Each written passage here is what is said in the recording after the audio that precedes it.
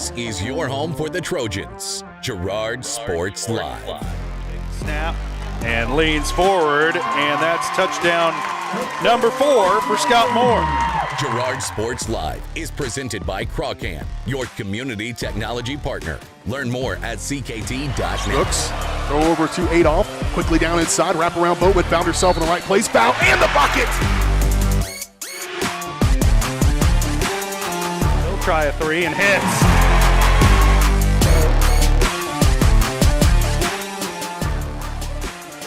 Adolph with it up top, being guarded by Gass. Girard down the lane, off the glass, and good. Nice instinct by Adolph to just take it to the bucket. Fielded on the short hop, fires this one across. Able to throw the runner out by a step and a half.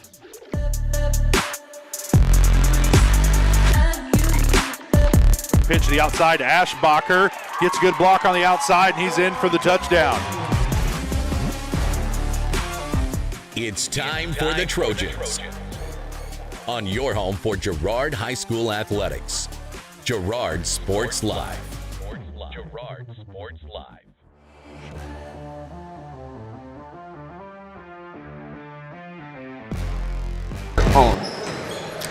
Good evening, everybody. Welcome out to the friendly confines of Ted R. Taylor Gymnasium here in Girard as the Trojans getting set for a matchup against a split of Western Missouri schools tonight, as the Trojan girls will take on Nevada and the boys will take on the Liberal Bulldogs in the nightcap. I'm Josh Lettner, alongside me Daryl McLeod, and Daryl, kind of a mixed bag of results last week in Parsons to start the season off, and a couple of pretty tough cross-border opponents tonight for the Trojans. As you know, they play a fast and physical brand of basketball over in Missouri, and the officials tend to just let them play. And so the Trojans going to have a pretty tough matchup on both sides tonight. It'll definitely be a tough contest, especially here for our girls. They came out, they got the win in pretty dominant fashion last week against Parsons, so I'd like to see them get out to that hot start once again. If they play how they normally do, coming up quick down the floor with Carson Oran, Kennedy Keller, controlling those front little paces there, I think they're going to be just fine. As far as the Nevada team, they got to get used to this fast-paced play from the Girard Trojans. They're going to have to be used to Kennedy Keller, Carson Oran, and then Maddie Kester roaming the floor behind them. Jiraiya Adolph, another great defender on this team. This team is based around defense, so if they're going to get past that tonight, they got to play their brand of physical ball. And Nevada's, this will be their 4th game of the year. They come in tonight 2-1, coming off of a big win at Neosho. 41-39, and a pretty close game there back on the 9th. And so they've played some good opponents over on the Missouri side, and those are teams that really like to get after it. So you got to think they'll be somewhat prepared for the type of pressure the Trojans are going to bring tonight. And Girard kind of cruised to victory over Parsons 69-31 last week, and it was a game that wasn't really ever in doubt from the end of the first quarter on. And I think tonight's matchup's going to be a lot more competitive. Absolutely. I mean, they just really had no problem with Parsons. Parsons' downsides to their offense and to their defense were immediately exploited by Girard. Girard's offensive defense just played, it fit like a puzzle against Parsons. Whatever they did seemed to work. I do think, however, just glancing over at Nevada and knowing their record on the season, it's going to be a tough one for Girard, and also the experience that they already have from playing a few games. Girard just played their first last week. Nevada's already have 3 under their belt. Well, before we get too far along in this thing, we do want to let you know that Girard Sports Live is presented by Pregame, your community technology partner. Don't get bit by slow speeds and high prices. Get Gigabit, the fastest internet in Southeast Kansas with Pregame. To learn more, go to ruralfiber.org or see everything Pregame has to offer at ckt.net. We'll step away for our first break. We come back, we'll fire up the Community National Bank and Trust pregame show, take a look at the area matchups, talk keys to the game tonight, get you your starting lineups as we move closer to tip-off tonight between the Girard Trojans and the Nevada, Missouri Lady Tigers to start things off. The boys will finish going up against the Liberal Bulldogs. All that coming up right after this on Girard Sports Live.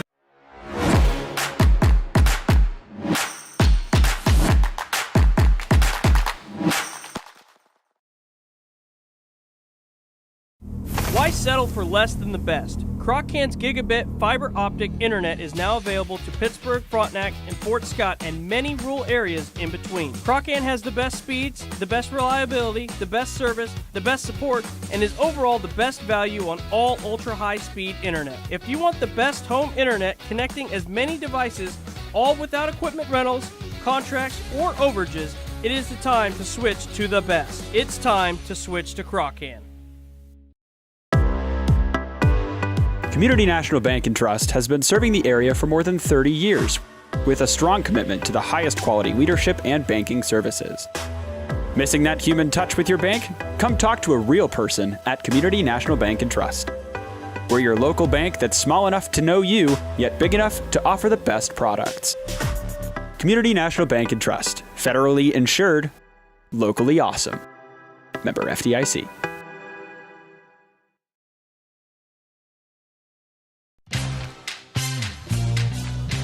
Tries to make something out of nothing. The Trojans all over him. It's going to be a big loss on the play. A Trojan sack means $1 short stacks at Eastside Cafe.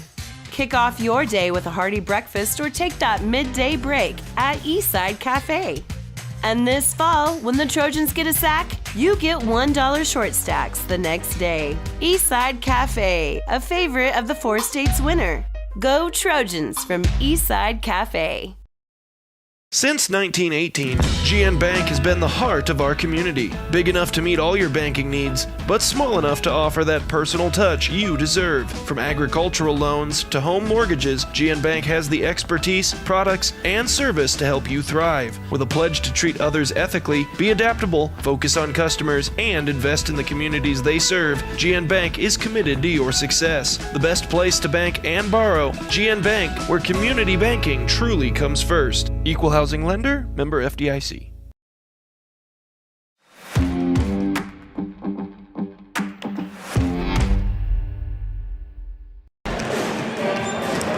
Welcome back to Ted R. Taylor Gymnasium. Trojan girls getting set to tip it off against the Lady Tigers from Nevada, Missouri. This is the Community National Bank and Trust pregame show brought to you by Community National Bank and Trust, serving the area for over 30 years. Stop in soon to pick up your very own Girard Trojan instant issue mascot debit card. Community National Bank is a proud supporter of Girard schools. Learn more online at mybankcnb.com. Well, tonight's game one of 124 or so going on across the state of Kansas tonight. We're not even counting the ones across the line over in Missouri. So let's take a look at some of the games of interest going on across the state. We're certainly not going to list all 124. Our area matchups brought to you by Diskins Auto and Towing, 120 East Forest Avenue in downtown Girard. Diskins offers 24-hour towing and can repair all makes and models. To learn more, contact Diskins Auto and Towing at 620-724-8100. All right, 0-1 Iola playing host to 0-1 Osage City tonight. Chitopa and Uniontown facing off for the first game of the year for both of those teams. 1-0 Anderson County's on the road at 1-0 Burlington. 2-0 Southeast travels across the line to take on 3-4 Jasper, Missouri. And just another example, Darryl, that all these Missouri teams have played a boatload of games coming into this one. Frontenac at 0-1 travels to 1-0 Riverton. Wichita Collegiate travels to Independence tonight. I believe that's the first game for both of those teams. 0-1 Circle is at 1-0 Labette County. Madison, their first game of the season, they travel to 1-1 Oswego tonight. Lamar, Missouri, they're apparently the only school in Missouri who hasn't played a game yet. They travel to Colgan to take on the 1-0 Panthers. Mulvane at 1-0 is at 1-0 Parsons tonight. Osawatomie at 0-1 takes on Prairie View, playing their first game of the year. 0-1 Erie is at 1-0 Colony Crest. West Elk playing their first game of the year on the road at 1-0 Humboldt. And 0-1 Sedan takes on 0-2 Neodesha. Somebody bound to win that one. So that's a look at your area matchups. We'll take another quick break. When we come back, we'll get you the keys to the game and your starting lineups, as we're about 10.5 minutes away from tip-off here at Ted R. Taylor between the Girard Trojans and the Nevada Lady Tigers.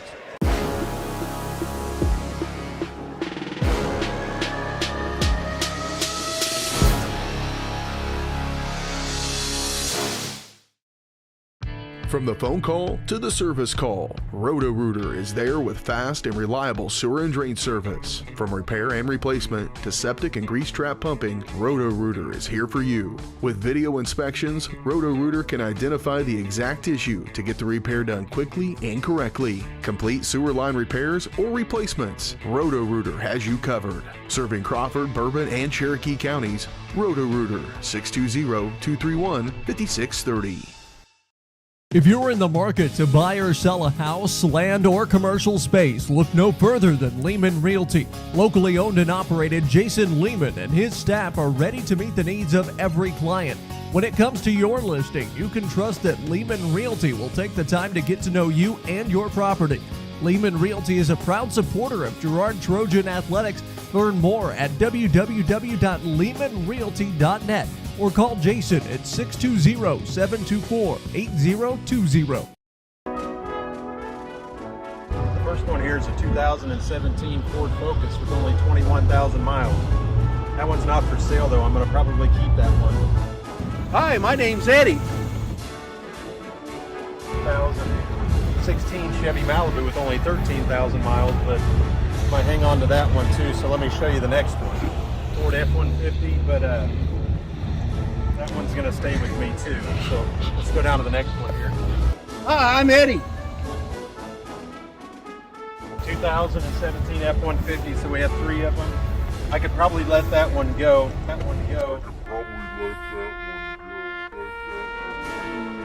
Hi, my name's Eddie. 2015 Ford Transit Cargo. I'm going to keep that one because I have to move here soon. But the rest of them, you're welcome to come out and look at. And I think you'd like a lot of them. We appreciate your business.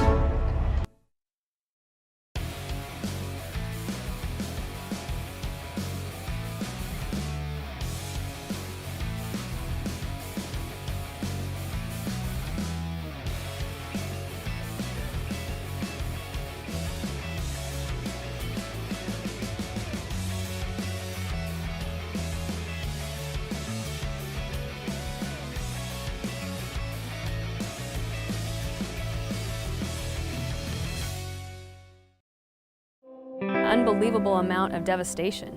I've never seen anything like it. We had a beautiful barn that was gone in 20 minutes. Farm Bureau stepped up right away and said, hey, we got you and we'll be there for you. We were taken care of. Now we could get on to repairing and rebuilding. I tell everybody about Farm Bureau.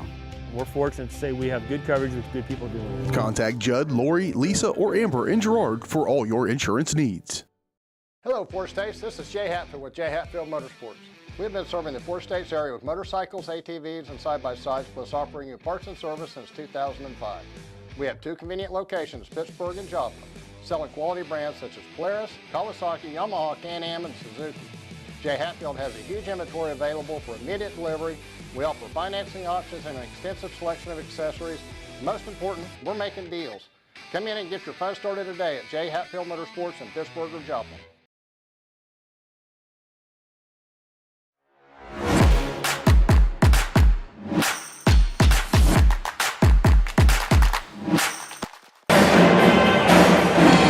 Welcome back to Ted R. Taylor Gymnasium. 6.5 minutes till tip-off between the Girard Trojan girls and the Nevada Lady Tigers. I'm Josh Ledner, alongside me, Daryl McLeod. And just looking at the teams down on the floor tonight, Daryl, you can tell that Nevada's got some pretty good height they bring into this game down low.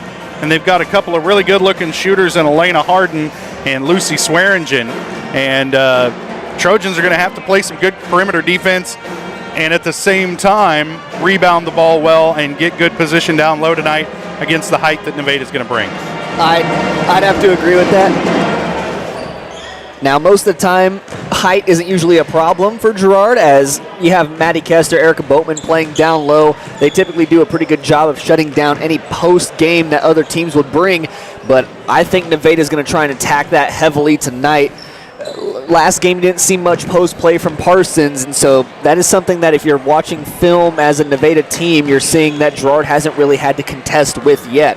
You did mention Lucy Swearingen, I think she's probably going to be a player to watch, one of those key players in the game. Just watching her move around the floor so far, she has looked very smooth with the basketball. Her jump shot looks really good. And then another player that you mentioned, Elena Harden, she has been lights out from outside so far shooting. Now, obviously, pregame warm-up doesn't really translate to the game so much, but it obviously means she can hit those shots, and I'm betting they're going to get the ball to her as much as they can. And we got to see last week what the Trojans want to do, kind of the old Coach Nolan Richardson 40 minutes of hell sort of approach to basketball. And they won against Parsons going away. It was kind of a chaotic blowout of a game, and I'm not sure that the Trojans were ever forced to really execute offensively in that game, and so they might be tested a little bit in that category tonight. I think Nevada's going to force them to have to get some productive sets out of their offense tonight, and it'll be interesting to see how they can execute on the offensive end. Yeah, they're not going to get a majority of their points off of defense like they did in the last game, for sure. Those keys to the game brought to you by Evans Motors. Get the keys to your next game with a stop, or the keys to your next ride with a stop at Evans Motors. Nate and Eddie have decades of experience getting folks into the right car, truck, van, or SUV that's right for them and their family. Stop by and see them at the intersection of Highways 69 and 400 just south of Pittsburgh, or see their full selection online at evansmotors.net. Well, about 4 minutes away from tip-off. Let's step away for another break. When we come back, we'll get you our starting lineups as we get closer to tip-off from here in Girard. The Trojans and the Lady Tigers getting set to face off here in just a few minutes on Girard Sports Live.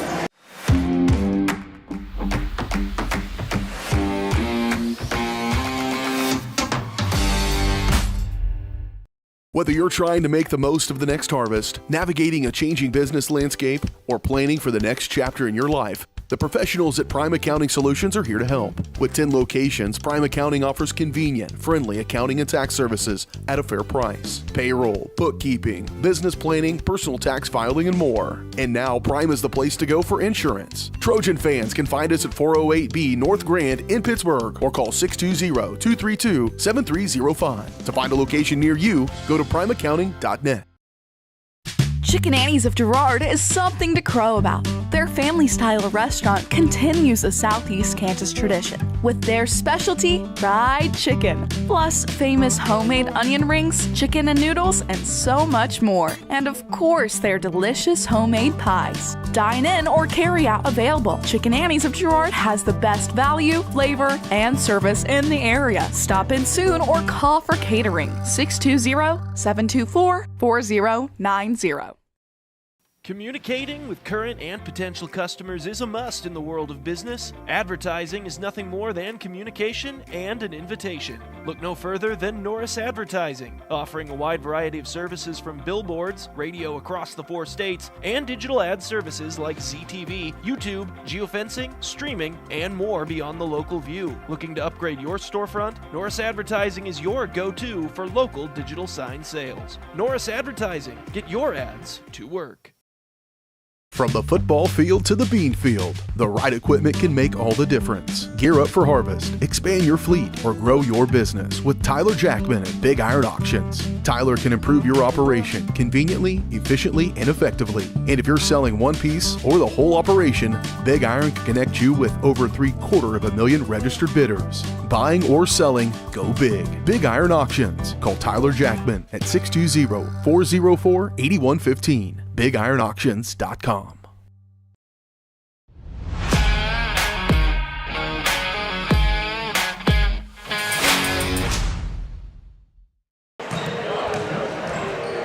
One minute 15 away from tip-off here in Girard between the Trojans and the Nevada Lady Tigers. I'm Josh Ledner, alongside me Daryl McLeod, and the Trojans coming into tonight's game 1-0, coming off a big 69-31 win on the road at Parsons last week. Nevada comes into the game 2-1, the more experienced team since Missouri starts their basketball season around Halloween.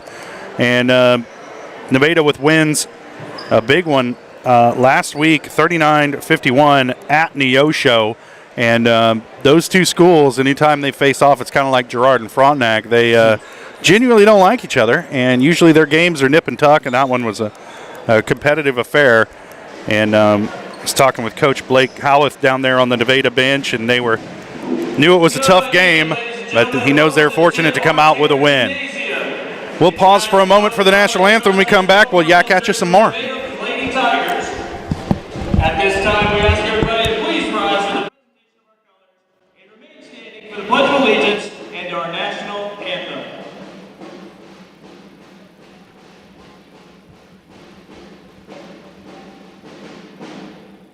I pledge allegiance to the flag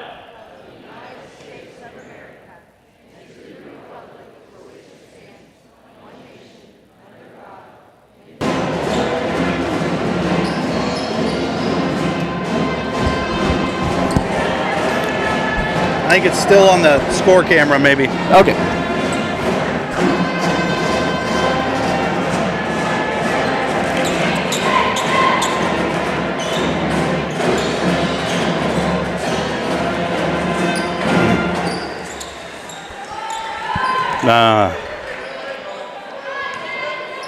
Well, all right, I'll fix that now. Well, here we go. Oh, are we on YouTube? We should be. All right. Nope, never mind.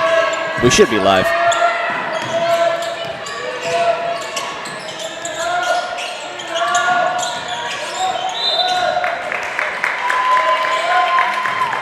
Yeah, we're good. We're running. Was the Nevada Tigers Girard box clicked? We are already live. We should be at least. I think you got to go back and click the Nevada Girard game so that people will find it. Okay, all right.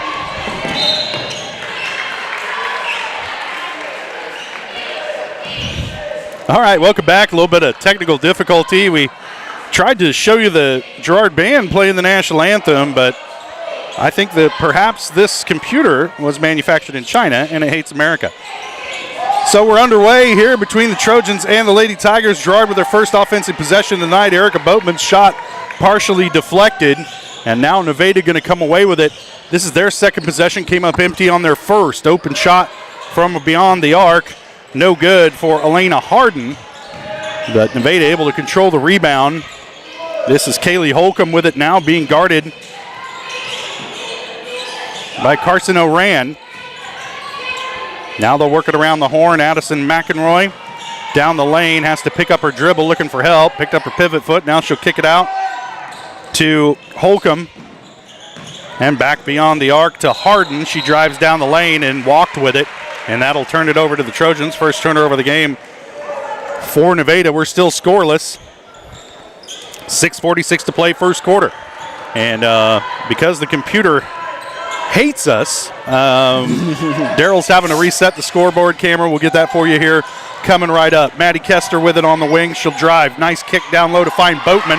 Off the glass and good. And the Trojans are on the board to take a 2-0 lead. 6.5 to play, first quarter. As you can see. That's Swearingen down the lane. Shot won't go. Tipped out of bounds. They're going to say last touch by Nevada as McEnroy was over the back of Maddie Kester.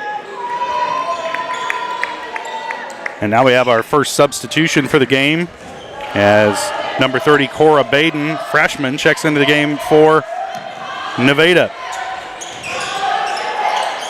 Kester with it on the wing. She'll take that three. A little bit too strong. Rebound comes down to Adolph. Her putback is good. And the Trojans out to an early 4-0 lead. Baden with it now, looking for help. Gives it up, gets it back, top of the key. She's picked up by Kester. Kicks it outside to Harden on the wing. She'll put it on the floor. Oran looking for a steal and gets it. Second turnover forced by the Trojans, and Oran dribbles off the side of her leg, and she better get to the ball. And now she turns it over.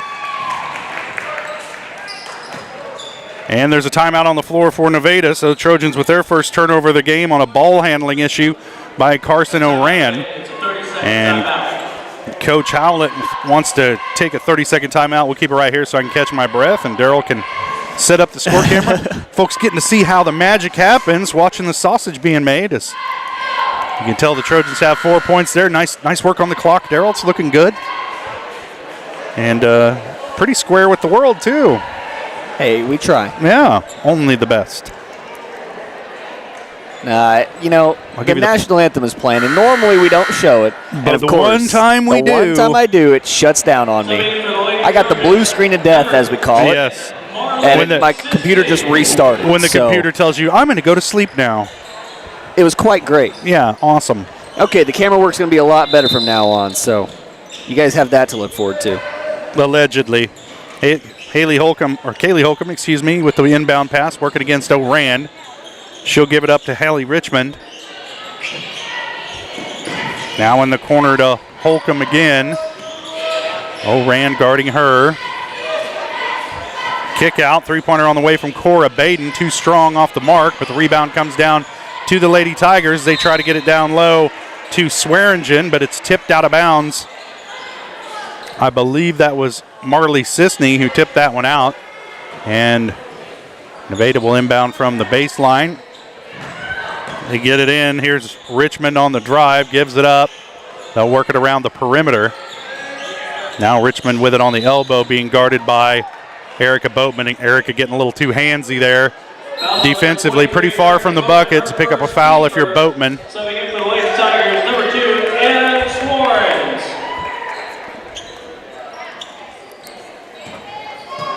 Boatman's first, team first on the Trojans. Anna Swarns into the game for Nevada. Richmond with it way out top, looking for a cutter. Now she'll put it on the floor. Gives it up to Baden, the freshman, into the lane. Now she's in trouble. Has it poked away, and Nevada with their third turnover of the game as it's deflected, and O'Rand comes away with it for the Trojans. Carson with it across half court. Now gives it up to Kester. Into the corner to Boatman. She'll put it on the floor. Cross court to Sisney. She drives off the glass, forced one up, no good. Marley with her own rebound, now fighting for it, and there's going to be a foul called on the floor as Marley was throwing some bows in there. Well, she came down with her own shot there. It was a great job to follow her shot and get her own rebound, especially since you mentioned kind of forced it up, but gets it in the end. They get it into Kester on the inbound, and she's in good position. Her shot won't go, but she's fouled. And they whistle this one on Hallie Richmond. And Haley, definitely a player that Nevada wants to keep out on the floor as much as possible. And now Kester at the line to shoot a pair for the Trojans, trying to add to that 4-point lead. Hits the first.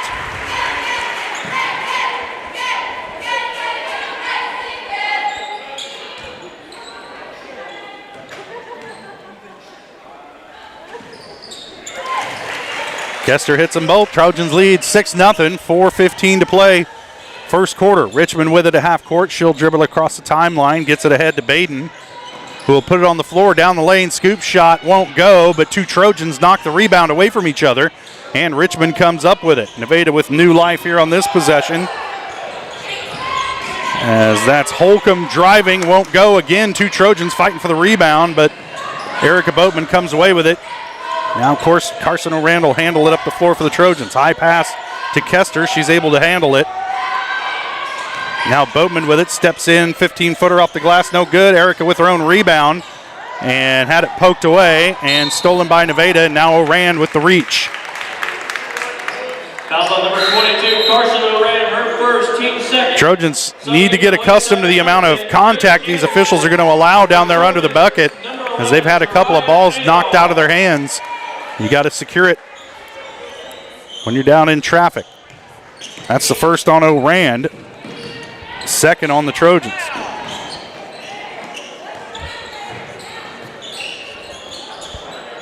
Holcomb with it on the wing, guarded by Adolph. She's going to drive down the lane, shot off the bottom of the rim, and she's bailed out by the official on the far side of the floor. Not sure what he saw there, but he blows the whistle, and there's a foul. They're going to whistle that one on Jariah Adolph. First, team third. To the line, shooting to number 5, Kaylee Holcomb. In perfect position to make that call, Darrell, all the way on the other side of the floor. Well, Trojans definitely have to be careful. They had some players close to foul trouble in the last game. I don't know if any of them ever really got to that point, but the aggressive play style that they have leads to a lot more fouls being called on them. So definitely something to watch out for the rest of this game. Baden missed the first. Or, I'm sorry, not Baden. Holcomb missed the first, but hits the second. And Nevada on the board, trailing it by 5, 6-1. Here with 3:20 left to play, first quarter.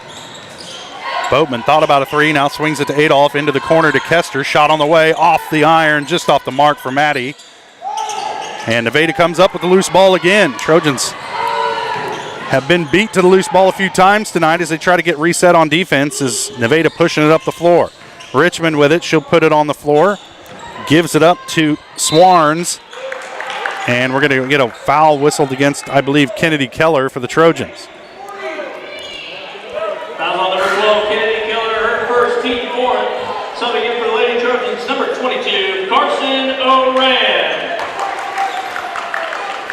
Oran. Kennedy will sit. Carson Oran back into the game for Girard.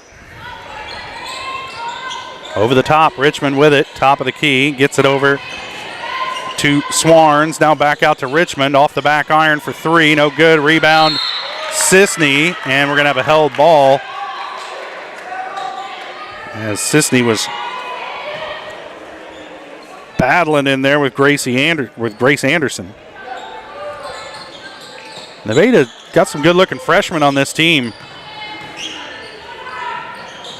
Anderson with it now, kicks it down low. Cora Braden with it. Or Braden, excuse me.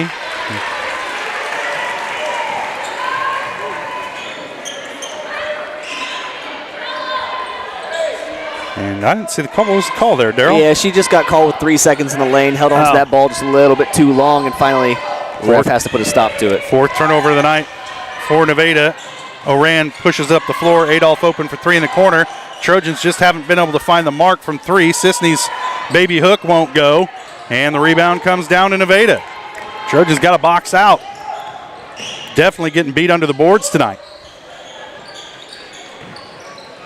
So far, not on the most important board, Daryl, the scoreboard.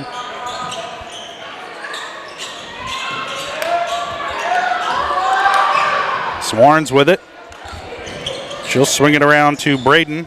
Now back up top to Holcomb.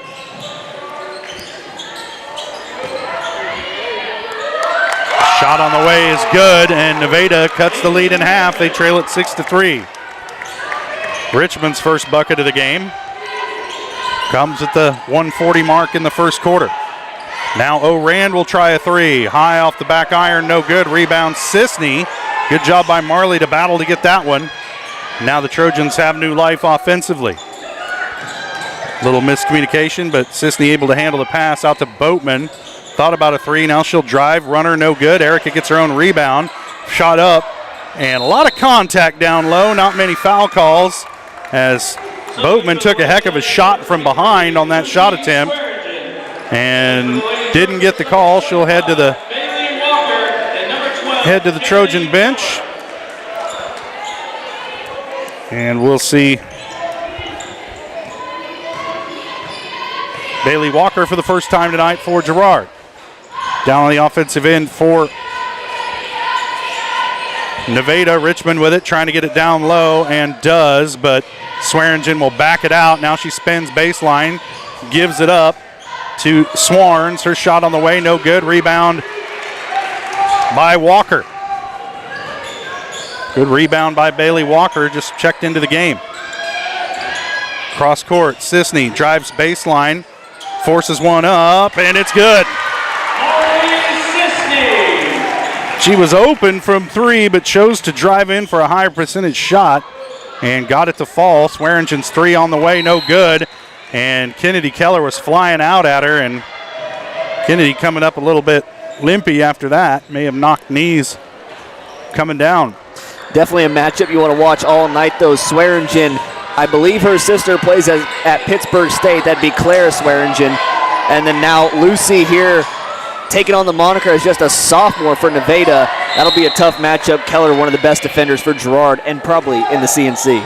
That one knocked out of bounds by Swearingen. Trojans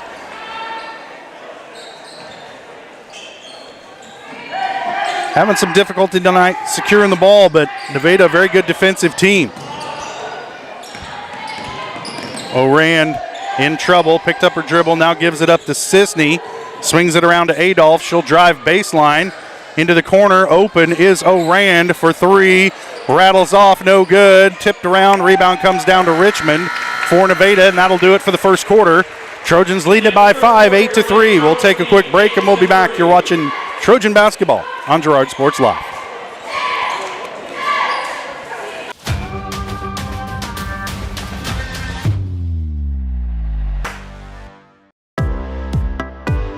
Community National Bank and Trust has been serving the area for more than 30 years with a strong commitment to the highest quality leadership and banking services. Missing that human touch with your bank? Come talk to a real person at Community National Bank and Trust. We're your local bank that's small enough to know you, yet big enough to offer the best products. Community National Bank and Trust, federally insured, locally awesome. Member FDIC.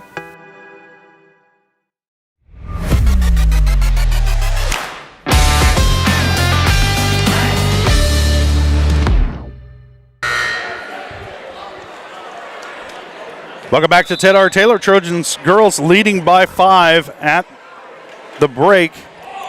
After the first quarter here, but over the Nevada Lady Tigers, 8-3.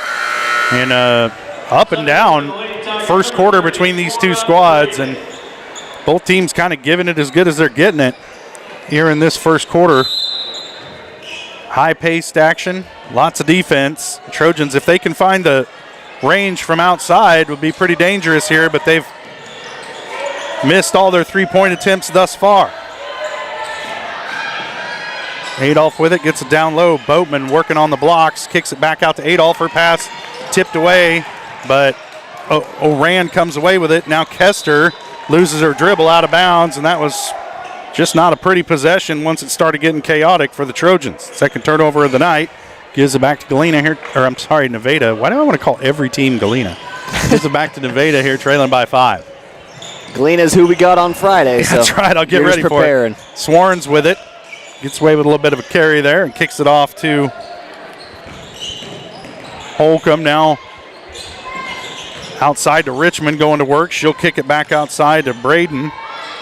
And a shot on the way from Swarns is good. And I'll tell you what, Daryl, there's several girls on this Nevada squad who can hit that outside shot. The Trojans are going to have to extend that defense out all the way to the arc. Can't stand back and watch them shoot. Adolph with it on the wing. You see how Nevada extends their defense out beyond the three-point line for the Trojans. Trying to make that outside shot difficult. Kester open for 3. She'll take it in and out for Maddie. And the rebound right into the breadbasket of Richmond for Nevada. Trojans show a little full court pressure. And Nevada able to break it. Here comes Swarns into the lane, and she walked with it. 5th turnover of the night for Nevada. Trojans get it back. Fortunate there because Nevada had the numbers coming down the floor.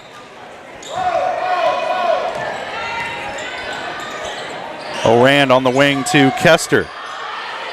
Back to Carson. They'll swing it to Adolph. She puts it on the floor. Jiraiya, a little floater short of the mark, and it's out of bounds. They're going to say last touch by Nevada. It'll stay with the Trojans. And on that type of shot, you'd like to see them use the backboard rather than going for the hoop. I don't know if that would have mattered. She might have got a little contact there. It caused it to come up short. Kennedy Keller hits the first three-pointer of the game for the Trojans off the inbound play. First bucket of the night for Keller gives the Trojans the 5-point lead. Now in trouble, kicks it back out to Richmond on the wing, guarded by Boatman. Richmond will put it on the floor, goes baseline, kicks it back out. Swarns, long shot on the way, no good. Rebound, Boatman. Now Kester will hold it up, and the Trojans will set up an offense. Orand gets to Boatman on the wing. Middle of the lane to Keller. Over to Kester, baseline. Maddie bowling her way into the lane. Can't get it to fall, just off the mark. And Nevada comes away with a rebound. And the Trojans not getting many second chance points tonight against this Nevada team. That ball poked away. Kester comes away with it. And then they're going to whistle Maddie for a travel, even though, again, there was contact. I know you're looking at their feet, but you might notice the rest of the body. Well, Coach Herlocker not fond of that call. I got to think that they're going to call it on her for going to the ground there. I thought Maddie made a great effort to try and get that ball out. Just didn't quite get it out in time. Now Braden with it, top of the key. Shot on the way is good. There's another player on Nevada who can shoot that three-point bucket, and Swearingen hasn't even taken one yet. And just like that, the Trojan lead down to 2. Pass deflected, ends up in the hands of Boatman. Kicks it out to Sisney. Thought about a 3. Now they'll work it back out in the perimeter. O'Rand, she's going to have to dribble. Had nowhere to go with it. Now she's at the elbow. Picks up her dribble. Needs some help. And throws it away. The Trojans doing a bit of chirping at each other. Some frustration here on the offensive end as it hasn't really looked good very often tonight for the Trojans.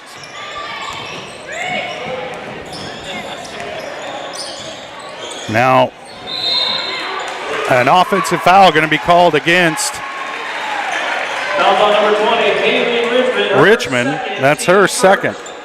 On a moving screen, I believe, as she was trying to open up space for Swearingen.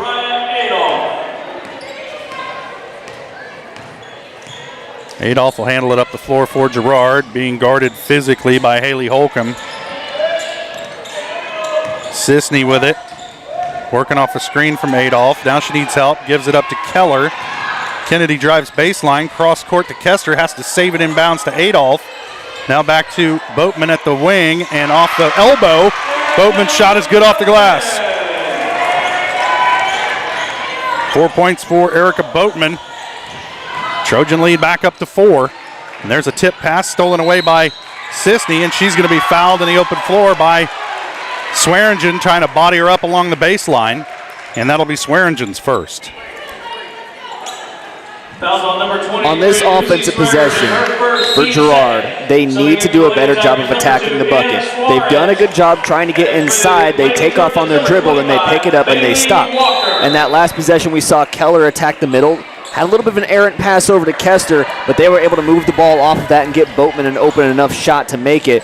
I'd like to see more of that going forward. Yeah, you got to bring that help defender over and then pass the ball, and the Trojans, Sisney trying to do it there, but that wraparound pass is a dangerous one every time, and not a very high percentage pass. Kennedy Keller will take a seat. O'Rand back in the game.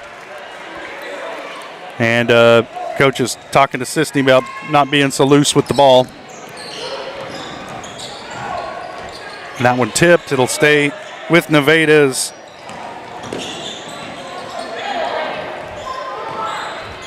Sworn saves it in.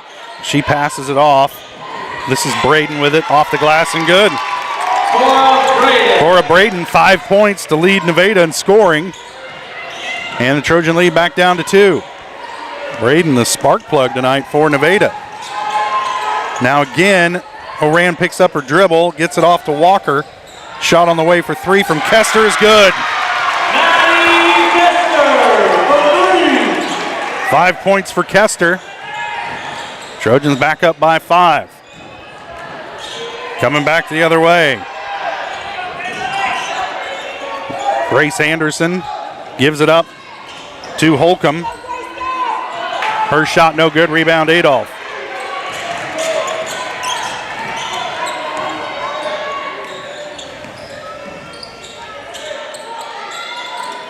Trying to get it down the middle to Adolph. She can't handle the pass. It's too high. Comes away to Nevada, and then they throw it away. So turnabout on the turnovers. So here for the Lady Trojans, number 23, Erica Boatman. And Boatman back into the game, replacing Walker after getting a short break on that Trojan bench. 2:39 to play first half. Trojans leading it by 5. O'Rand brings it across the timeline. Now Sisney gives it up to Kester. Top of the key to Boatman. She'll pull the trigger on a 3. Off the back iron, no good. Rebound comes down to Anderson. Anderson, a freshman out there, and another one of those good-looking freshman players for Nevada that you can tell in the upcoming years they're going to give some people some trouble.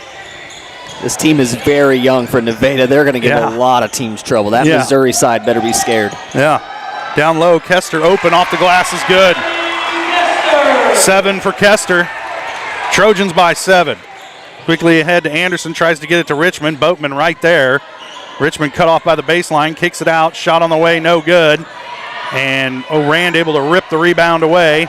And Maddie Kester will bring it up the floor for Girard. Under 2 minutes to play first half. Adolph going to drive baseline, now backs it out to Sisney, to Kester, around to O'Rand, now down to Boatman, she goes to work. Turnaround, no good. Rebound tipped out of bounds. Last touch by Sisney. It'll be Nevada ball. Nonetheless, they didn't come away with points, but that was a little bit better looking possession. Their pass is starting to get a little bit crisper. They're starting to figure out this defense a little bit. Definitely just kind of a shock coming into it. First time they've really been challenged defensively, so it's nice to see that they're starting to figure it out at least. Anderson bringing the ball up the floor, picked up by Boatman. Looking for help. Swearingen being pestered by Kennedy Keller, and that one lost out of bounds. And Coach Housworth wants a trip and doesn't get the call, and I think he's probably right. But nonetheless, another turnover on Nevada, and the Trojans will have it, leading by 7 here with about a minute to play. 7th turnover of the game for Nevada as Oran down the lane. Her shot in and out. Rebound, Boatman, the putback good. 6 points for Boatman. Trojans open up a 9-point lead, their biggest of the night.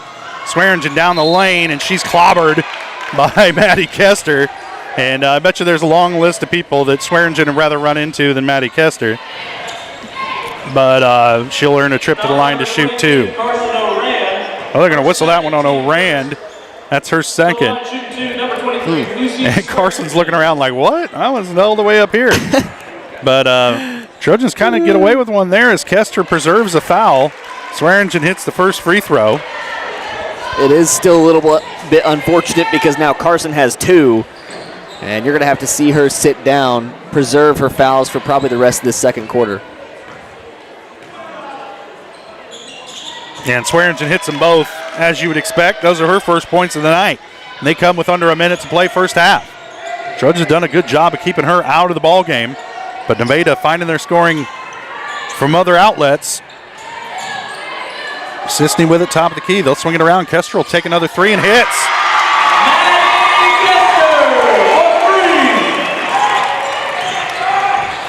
Kester, 10 points for Kester, 8 of them in this quarter.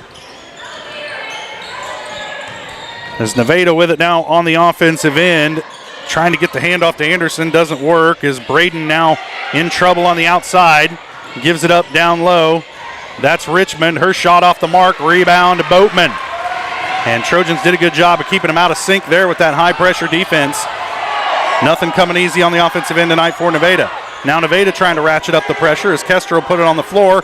Her pass deflected, and that's going to do it for the first half. Trojans leading it 23-13. We'll take a quick break, and we'll be back with the GN Bank halftime show. You're watching Trojan basketball on Girard Sports Live.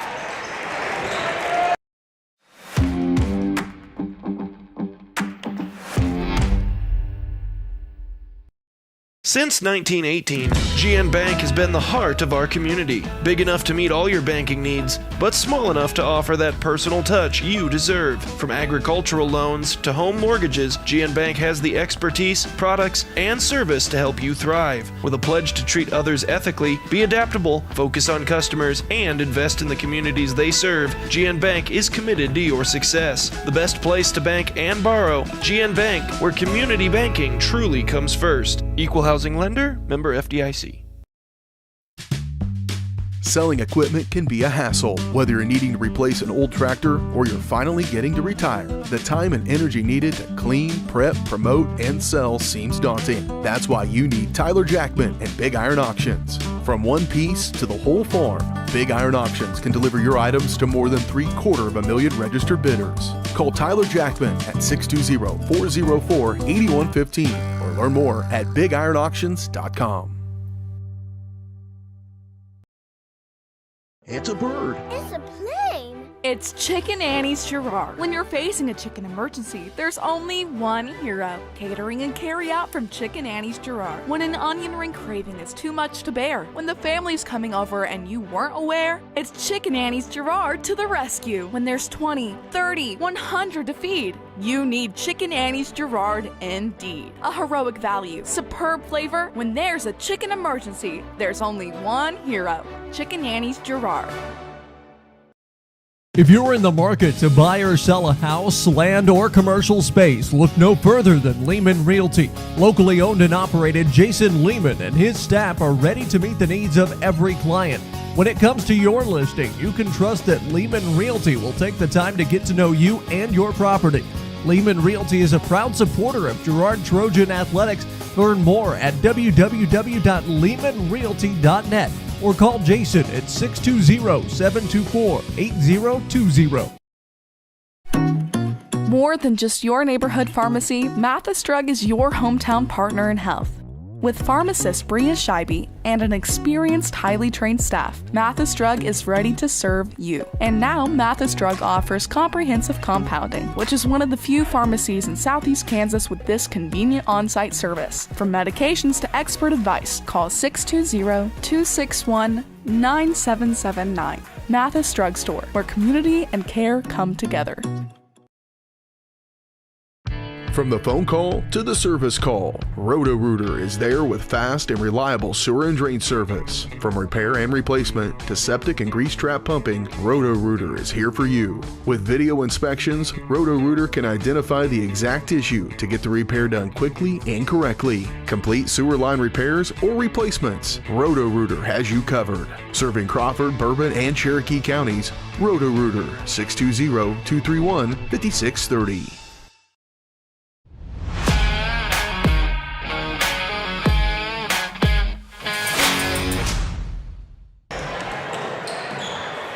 Hey, welcome back. Ted R. Taylor Gymnasium. We're at halftime of the girls' matchup between the Girard Trojans and the Lady Tigers of Nevada, Missouri. At the break, Trojans leading it by 10. And Daryl, we were talking during the break.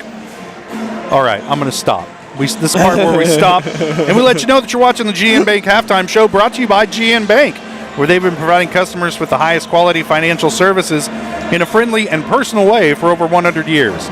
Personal, business, or agricultural needs, turn to GN Bank. Learn more at gn-bank.com. I just get carried away. I understand. I'm so eager to talk about the first half. But we talked about it during the break, and during that second quarter, the Trojans found the range from outside. And when they started hitting those outside shots, the game pretty much changed because Nevada was staying in it with their outside shots and their rebounding. Trojans couldn't get an outside shot to fall in that first quarter. Second quarter, different story. And here we are with the Trojans with a double-digit lead at the half. So you got to think that coming out, they're going to have to keep the range with that outside shot. Yeah, we mentioned it in the pregame show. They got a couple of girls down low who match our team in size. That doesn't happen very often. Maddie Kester, a very, very tall junior on the squad. And then also you got Erica Boatman down there, another very, very tall player for the Girard Trojans. And having those two down there, normally they're going to be the tallest throughout the league. But now they're being challenged in that post play. And we've seen adaptability so far. But you're absolutely correct. Once we start hitting those outside shots, it's all game. Nevada's going to have to bring their defense out, and then that's going to leave that inside open a little bit. And if not, keep taking the three ball. You make, you miss 100% of the shots you don't take, so you might as well keep shooting them. And the Trojans, so much of Boatman's game is the rebounding and the putbacks, so you're not really hurting yourself too much by taking those outside shots and giving Eric a chance at the rebound. And that's our Eye on the Game, brought to you by Kenara Eye Care. As we take a look back at the first half, Kenara Eye Care is here to make sure you can see what you're looking at. Kenara Eye Care, with locations in Pittsburgh and Girard, are here to help their valued customers. Learn more at KenaraEyeCare.com. We'll take a quick break, come back, get you your halftime stats, and look ahead to second half action from here in Girard between the Trojans and the Lady Tigers from Nevada, Missouri. You're watching Trojan basketball on Girard Sports Live.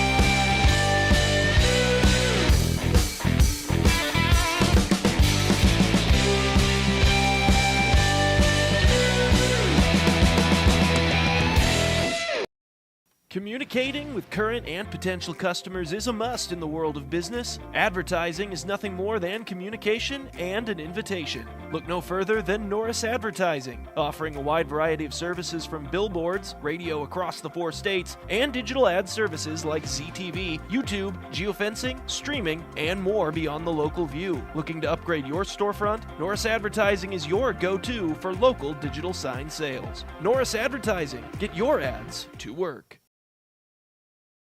Chicken Annie's of Girard is something to crow about. Their family-style restaurant continues the Southeast Kansas tradition with their specialty fried chicken, plus famous homemade onion rings, chicken and noodles, and so much more. And of course, their delicious homemade pies. Dine in or carry out available. Chicken Annie's of Girard has the best value, flavor, and service in the area. Stop in soon or call for catering. 620-724-4090.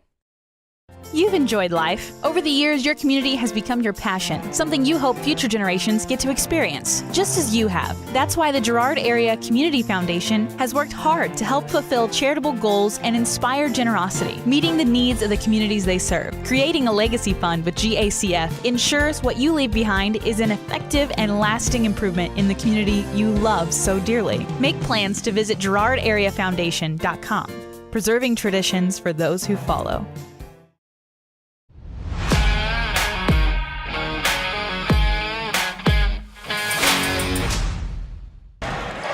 Welcome back to the GN Bank halftime show here in Ted R. Taylor Gymnasium. At the half, the Trojan girls leading Nevada 23-13. Let's take a look at some of those first half stats brought to you by B&B Excavating. The numbers don't lie, dirt's heavy, so trust the guys at B&B Excavating to move what needs moving. Specializing in septic systems, water line install and repair, driveways, rock hauling, and leveling.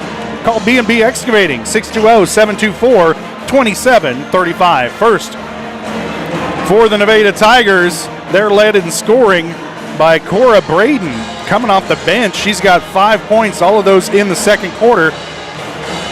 Anna Swarns has 3 points, all those in the second quarter coming off the bench. And then Lucy Swearingen, Hallie Richmond, and Kaylee Holcomb, Swearingen and Richmond with 2 points each, Holcomb with 1 on 1 of 2 from the free throw line. The Trojans led in scoring tonight by Maddie Kester. She's got 10 points, 8 of those coming in the second quarter, 6 of them from beyond the arc. Erica Boatman has 6, Kennedy Keller with 3, and then Jariah Adolph and Marley Sisney with a bucket each to round out the scoring for Girard. We got about a minute till halftime's over. We got to squeeze in one more break. Second half action coming up on the other side. You're watching Trojan basketball on Girard Sports Live.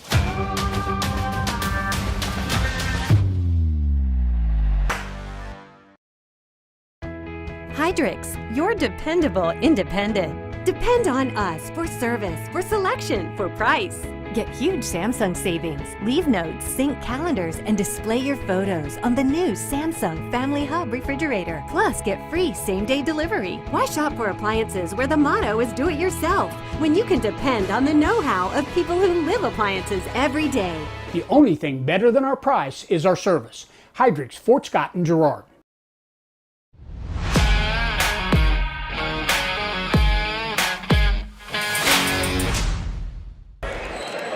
Welcome back in set for the second half between the Trojans and the Lady Tigers from Nevada, Missouri. Trojans leading it 23-13. It's been a very fast-paced, very physical first half, and I know if you ask Coach Herlocker, that's the brand of basketball the Trojans are most comfortable playing. And it's like they ordered off the basketball menu tonight because this team from Nevada wants to play the exact same brand of basketball. Nevada with the ball to start the third quarter. Kaylee Holcomb handling. She'll give it up to Swearingen.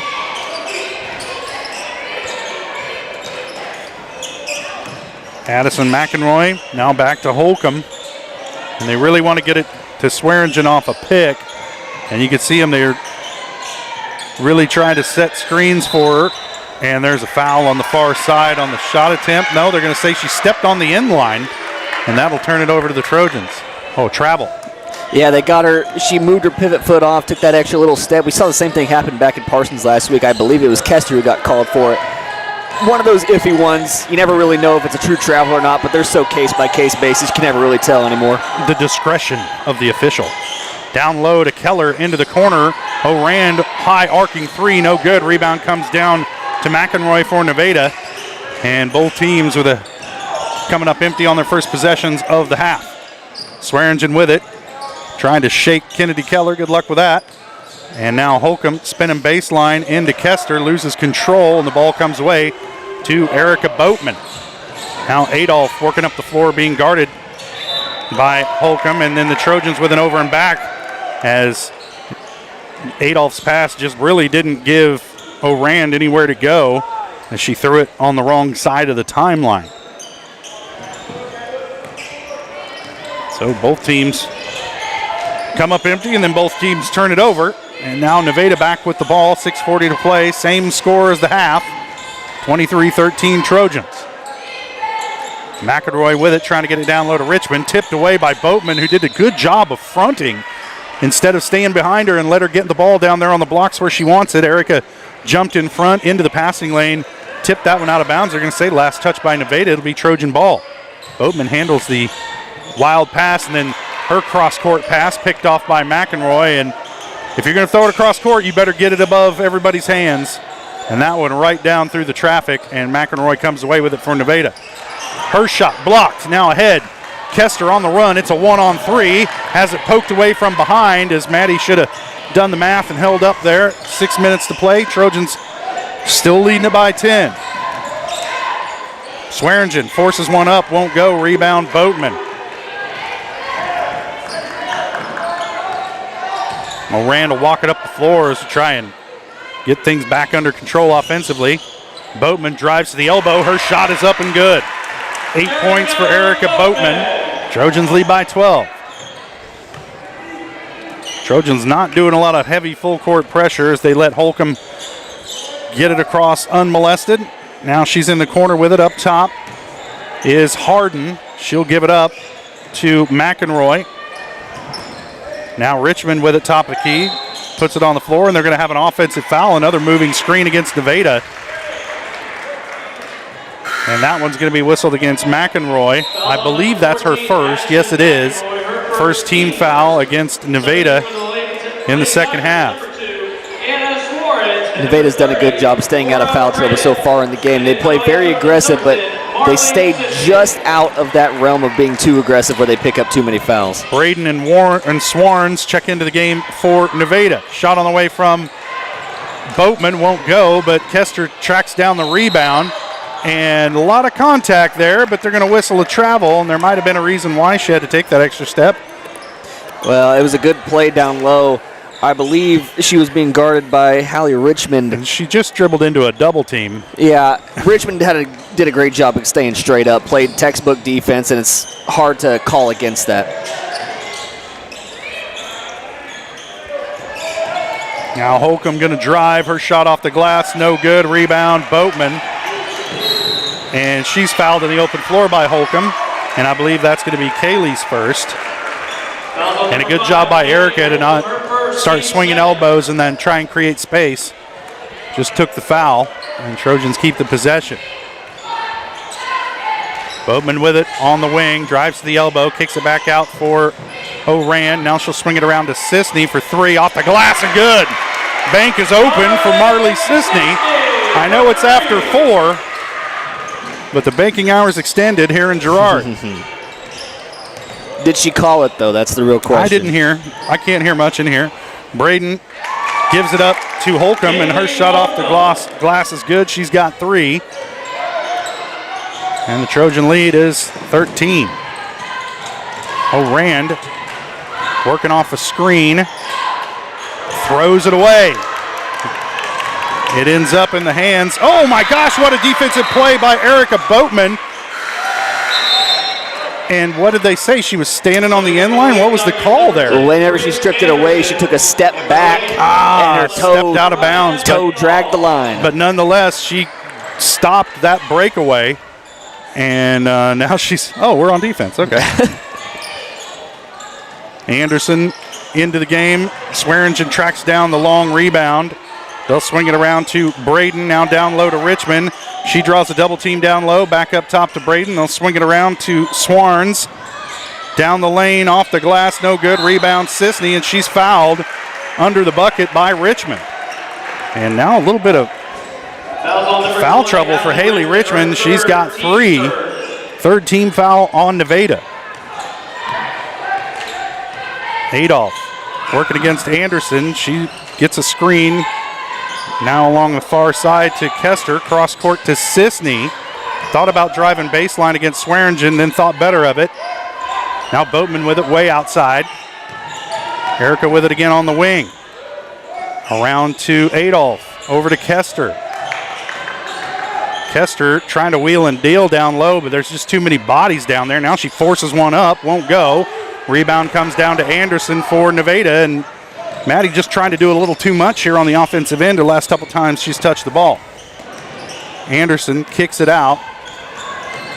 Braden into the corner to Swarns. She'll put it on the floor, now trying to get it out to Swearingen. That pass deflected, and then Swearingen throws it out of bounds off the hands of Anderson, and Kennedy Keller really doing a good job frustrating Swearingen. And you can tell when Keller comes in and out of the game because Swearingen has a little bit more impact on the offense.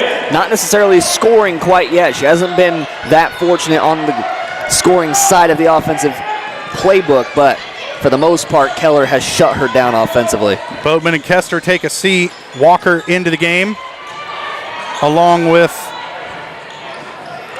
Keller. And so there's Adolph, O'Rand, Sisney, Walker, and Keller, a smaller lineup on the floor right now for the Trojans, as both Kester and Boatman sit. Swearingen bringing up the floor. Keller giving her a little bit of space. Now Braden driving off the glass, good, and the foul. Braden really been the spark plug for Nevada here tonight. She hits the bucket, gets the foul, and the foul is going to be whistled on Adolph. 2 on Adolph. Just the first team foul on the Trojans here in the second half. I guess they go by quarter here in the third quarter. And Braden makes the free throw. So 8 points for Cora Braden coming off the bench for Nevada. Leads them in scoring. Now O'Rand working against her. Now picks up her dribble. Adolph and Keller in the traffic jam. Now Adolph will give it up to Sisney. She'll take a long NBA three. In and out. Rebound comes down to Richmond, and Nevada back in action offensively. Swearingen handling, working against Keller. Tries to take her baseline, and they're going to whistle that on Kennedy Keller. And that's not very much contact to draw a whistle on this type of game. But Keller gets the call nonetheless. And Swearingen will inbound from the baseline. Get it outside. Braden with it. And they're going to whistle another foul down low. I didn't see it. It's going to go against O'Rand. Yeah, gets caught with a reach one more time. Just trying to poke that ball out, poke it free. Last week we didn't see a lot of reaching fouls being called. Trojans getting a little used to that here, playing with a little bit more contact than maybe these refs like. 3 quick fouls for the Trojans. Now both teams playing with 3. O'Rand has 3. Anderson thought about a 3. She'll put it on the floor, loses the ball in the lane. There's a scrum for it, and we're going to have a held ball, and it should be Trojan ball. And it is. 10th turnover of the night on Nevada. Actually, I think that's the 11th. Trojans leading it by 10. I gotta say, I love watching Kennedy Keller play basketball. As soon as she realized that ball was on the ground, because most of the game she's just been tracking Swearingen, but as soon as she realized she was on the ground, she full Superman dive to get on that ball. And the type of hustle she brings to this team is just impeccable. Boatman gets it out to Kester, open for 3. Off the mark is Maddie. Ball tipped around. Body's hitting the floor, and Swearingen comes away with it. Last person you want to have it. Into Kester, off the bottom of the backboard, and she's going to get bailed out by a foul on Kester. Oh, my goodness. Oh, Maddie Kester picks up her second. 4th team foul on the Trojans, and that was the bail bondsman call of the night. Luckily, that's just the first foul on Maddie because that one earlier got called on Carson instead of her. So Maddie's still a lot of wiggle room on the fouls as it goes, but Swearingen just using her body well, goes into Maddie, draws that foul. Maddie looked like she had pretty good position being straight up, but Swearingen knows how to get that contact to try and make it a trip to the line for her. And she hits the first, misses the second. Swearingen with 3 points, all of them from the free throw line tonight. They get it down low to Richmond, off the glass, no good. Rebound, Boatman. I think Richmond was surprised to be as open as she was. And Adolph being hassled up the floor. Now Jiraiya comes free. Gets it into the corner to Keller. Cross court to Sisney. She's open for three. Marley steps back and hits. 7 points for Sisney. Trojans up 31-19. Outside shot no good by Swarns. And it's a battle for the rebound, tipped out of bounds. It'll be Trojan ball. 29.1 left to play here in the third. Girard could hold for last shot. I mean, there's no shot clock. You could hold for last shot right off the bat, but you would think that the Trojans want to take their time with this possession, but they're rushing it down the floor, and Erica Boatman will hoist the three off the mark, and that's, if your coach, saved inbounds by Swearingen to Adolph. She's trying to get it down low to Keller. Her shot off the glass, no good. Rebound, Kester. Putback is good. Trojans may be starting to win this rebounding battle, Daryl. A long pass from Keller, I'm going to call it. And in at the buzzer. Oh, man. Trojans have a hard time with the last shot of periods. And Braden, guess who, hits the three. She has 11 points tonight for Nevada, and that draws them within 11. We'll take a quick break, and we'll be back. 1 quarter left to play. Trojans by 11.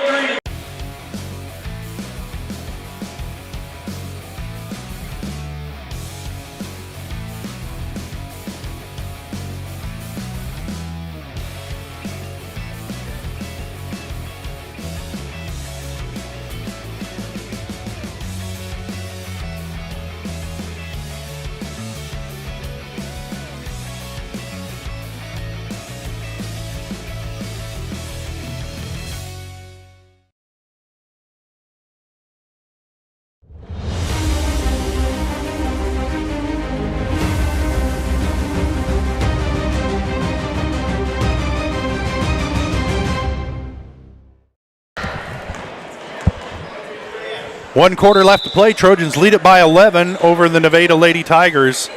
And what has been a very physical, very fast-paced, up-and-down game between these two teams. And it's only because that's the style of play both teams want to play. Nobody has tried to slow this game down. No, both teams. Even when it might be strategically advantageous. They like to be aggressive. They like to play at the half-court line for defense. They like to pick people up way outside. They like to play tight man. These teams are very similar in a lot of ways. There's a steal by Keller. She's off and running on her own. Off the glass, won't go. Didn't get the layup, and now Nevada with it on the other end. Swearingen with it, top of the key. Crosses over into the lane. Nifty move, and gets it to fall. So the Trojans' transition defense there, not very good after the miss by Keller, and you can understand why, maybe a little deflated over what looked like a sure bucket. Keller down low, or Kester, shot won't go. Keller comes away with the rebound. Now O'Rand will reset the offense, and she's going to be fouled out in the open floor by Braden. That's her first. First team foul on Nevada in the fourth. Her first, team first.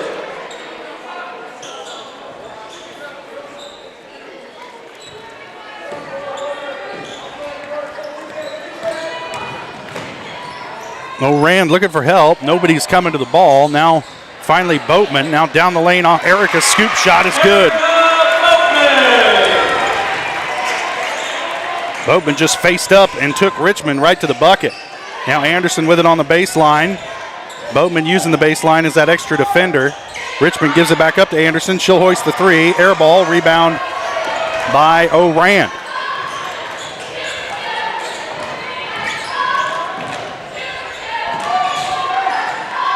O'Rand asking for a screen, not getting it. Gives it up to Boatman, middle of the lane. Erica's shot is good. 12 points for Boatman. And a timeout as Coach Howlett wants to talk it over for Nevada. It's a full timeout. We'll take it as well. Trojans lead at 37-24. Fourth quarter action, more of it coming up on the other side of this break. You're watching Trojan Basketball on Girard Sports Live.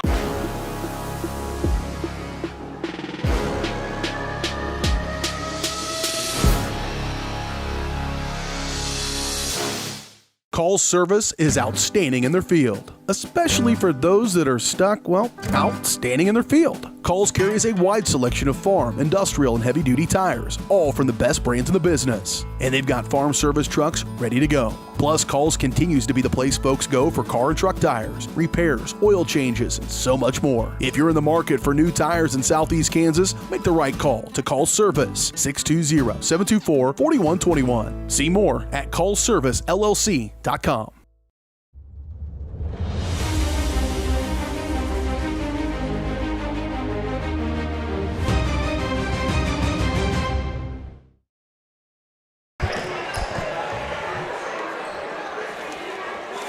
Six and a half to play. Trojans lead it by 13 over the Nevada Lady Tigers.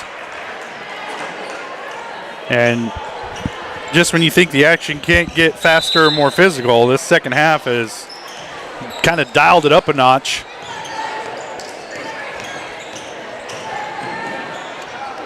A block by Maddie Kester, but the loose ball tracked down by Swarns. Now Richmond with it into the middle of the lane, kicks it out. Long shot on the way by Braden. And guess what? She hits. I don't know, might want to stay in her pocket out there on the three-point line if you're the Trojans. I mean, just... Oh, Sisney almost over and back. Come on. I think Nevada's coach called that one.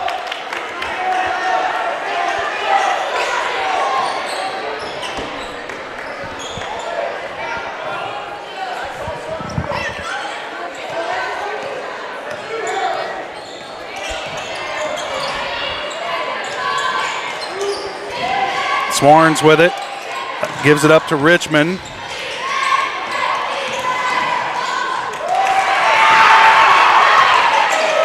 Rebound comes down to Adolph. Trojans still leading by 10, 5:35 to play. Kester down the baseline off the glass is good.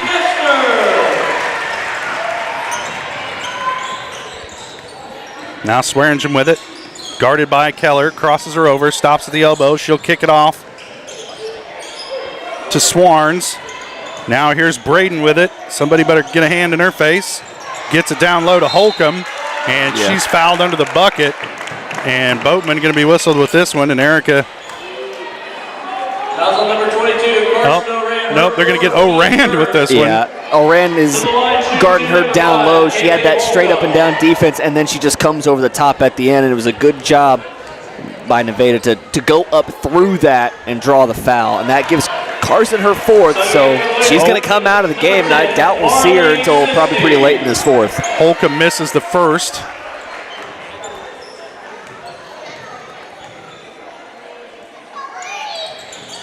And hits the second.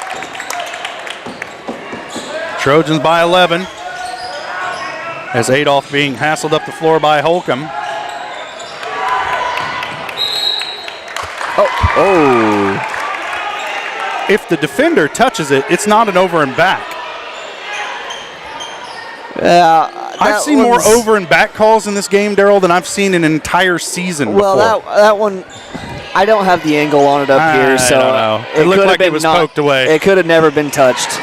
But and then Nevada turns it right back over. I would suppose ball doesn't lie. Yep. And that's about the most proof you ever need. Swearingen had a hard time handling that pass. It was a little off the mark, and she may have taken her eye off it just a little bit. Sisney gets it into Keller, guarded up the floor by Swarns. And a lot of contact coming down the floor. The officials are just letting it go. Keller, her shot is good. 5 points for Keller. Trojans holding Nevada off at a distance, and there's going to be a travel call against Swarns as she kind of took a little hop before passing that ball off. And a lot of traveling, a lot of over the back tonight. You can tell what these officials are watching. It's not so much the fouls in the open floor or the hand checking, it's the feet. Sisney clean, fouled on the floor, no continuation on the shot, and the Trojans will have to inbound from the baseline. And, you know, Sisney got that one off the glass. She'd, oh, come on, man. Give me the and one. Why not? That foul's on Braden. That's her second. Wow. What a shot by Erica Boatman. She has been a beast down low in the entire game. She's been a beast all over the floor for that matter. Her jumper is on, and she gets that one to fall high off the glass. Beautiful from Erica Boatman, and one opportunity as well. 14 points tonight for Boatman, going for 15 right here. And also something to note is that is Richmond's 4th foul. And Boatman hits on the free throw, completes the old-fashioned three-point play. And yeah, foul trouble now for Haley Richmond. Swarns with it. Top of the key, working against Adolph. She'll kick it out to Holcomb. Holcomb will drive into the lane, off the glass, and gets it to go. Nice take by Kaylee Holcomb. 6 points now for Holcomb. A lot of hands. And Holcomb almost steals it away from, yeah, come on now. They're going to whistle this one on Anna Swarns. That's who's second. I guess it's her third. Correction, second. Ha-ha. See how right I was, Daryl? Always. No. No, not always. Nah, I got to support you. Just ask my wife. Kennedy Keller bowls through the defender, gets it down low to Boatman, and she's fouled down low, and I think that's Richmond's 5th. It depends on who they're going to give it to. They'll give it. They got it on Holcomb. Yep. Holcomb's the one who reached in at the end of that. Whenever Boatman was spinning around, she just gets a piece of her arm.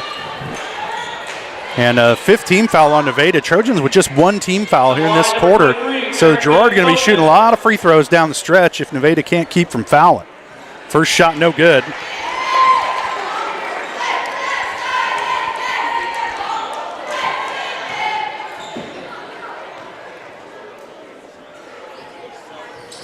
Second one off the back iron, no good. Rebound, Kester. And she's fouled. Now Maddie will earn a trip to the line.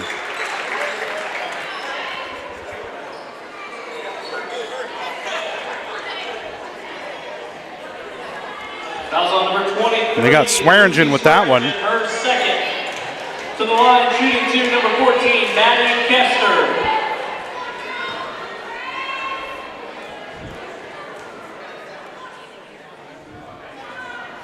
Yeah, that one in. That one traveled about a mile around that rim before it finally went down.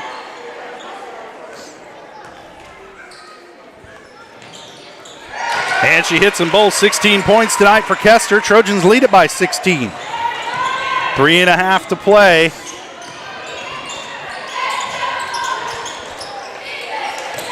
Holcomb with it. We'll give it up to Swarns. Now over to Braden. She's been the spark plug tonight for Nevada. She'll put it on the floor, works into Adolph. And Jiraiya's going to draw the foul. I think if she'd stayed on her feet, she might not have. Yeah. But she left her feet. Fouls on number 11, Girard Adolph. That's third, team second. normally one of the toughest things for a post player to learn. And obviously, Jiraiya, typically more of an arc defender, typically outside on the wing. But for a post player, it's so hard to not want to leave your feet, especially when you have a height advantage. But refs are going to call that almost 98% of the time. Braden hits the first. I mean, she's pretty much the one-man show tonight for Nevada. How many points she got? 15. Woo. Adolph ahead to Kester. 15 of her team's 31. Keller wide open. She'll just stop and pop. Can't hit it. Rebound Boatman. Shot is good and the foul. And you can talk about offensive prowess for Brayton on the other team, but Boatman has been the one for Girard so far. Obviously, a lot of players getting in the action, but Boatman has been the recurring denominator. 18 points tonight for Boatman. Trojans up by 18. Richmond gives it off to Swearingen. Now back over to Richmond. Hallie will put it on the floor into the lane, has it stripped away, stolen by Adolph. And there's another turnover forced by the Trojans. I have that as number 14 tonight. Boatman into the lane, in trouble. And Coach Herlock are going to take a timeout as he saw trouble in the water.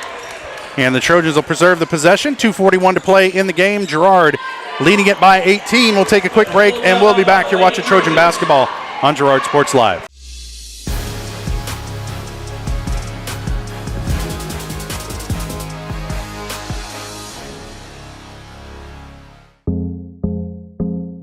Our whole vision of becoming the four-state agency was because we want to be able to grow with our clients, whether they have a lake house in Oklahoma, whether they're starting a business and expanding into Arkansas. We want to make sure that they're taken care of, whether it's home, auto, financial services, or even life insurance. We want to walk through the stages of life with our clients. That's the biggest part. That's what makes us different.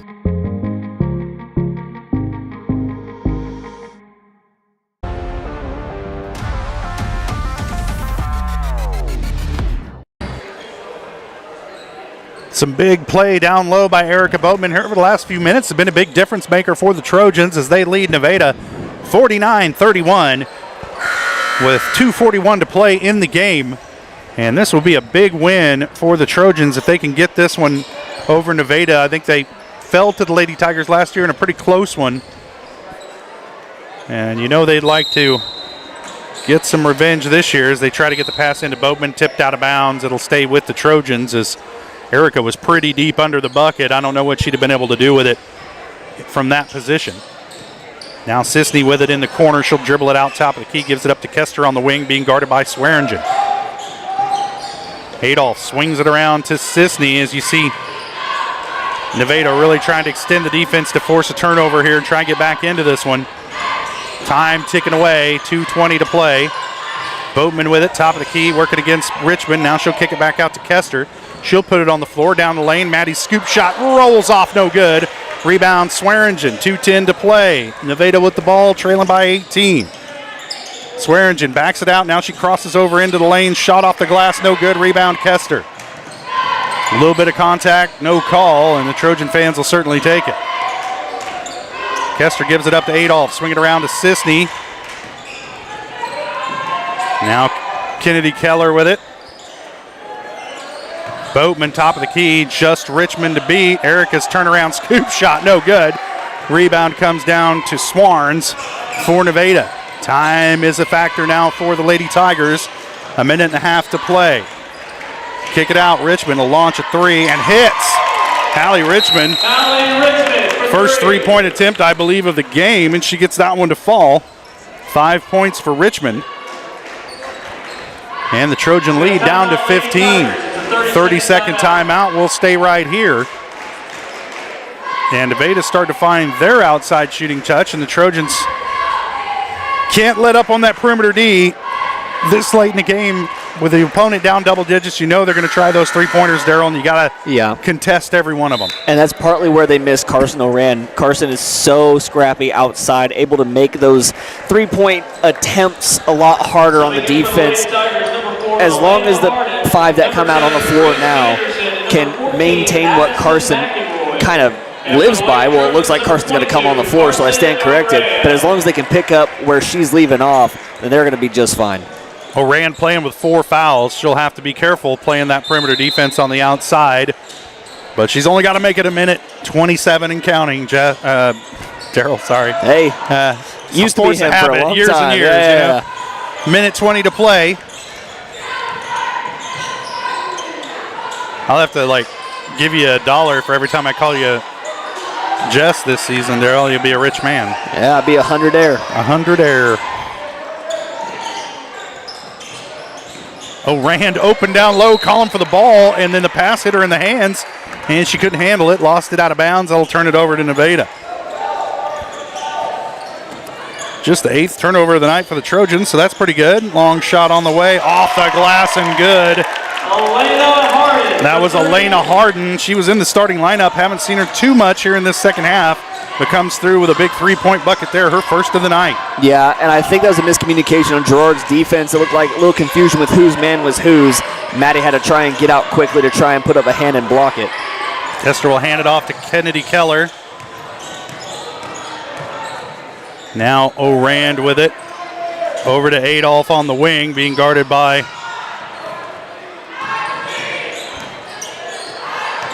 Harden. Now Keller with it. Braden on her. Adolph working against Harden.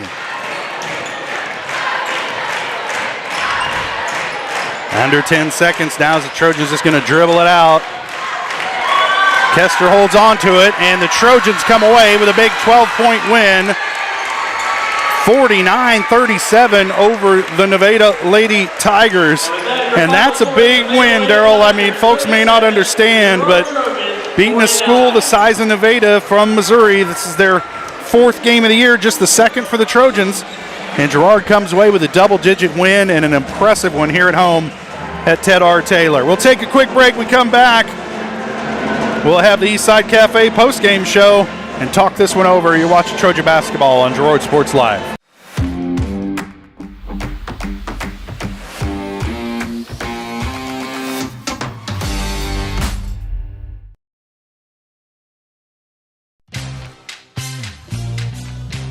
Tries to make something out of nothing. The Trojans all over him. It's going to be a big loss on the play. A Trojan sack means $1 short stacks at Eastside Cafe. Kick off your day with a hearty breakfast or take that midday break at Eastside Cafe.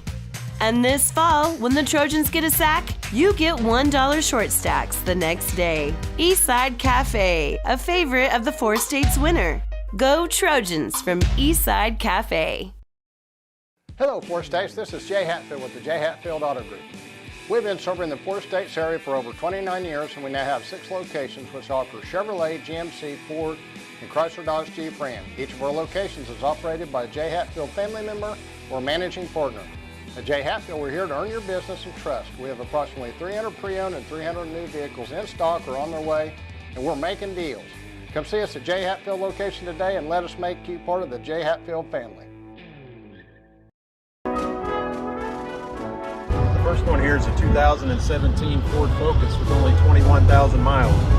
That one's not for sale though. I'm going to probably keep that one. Hi, my name's Eddie. 2016 Chevy Malibu with only 13,000 miles, but I might hang on to that one too. So let me show you the next one. Ford F-150, but that one's going to stay with me too. So let's go down to the next one here. Hi, I'm Eddie. 2017 F-150, so we have 3 of them. I could probably let that one go.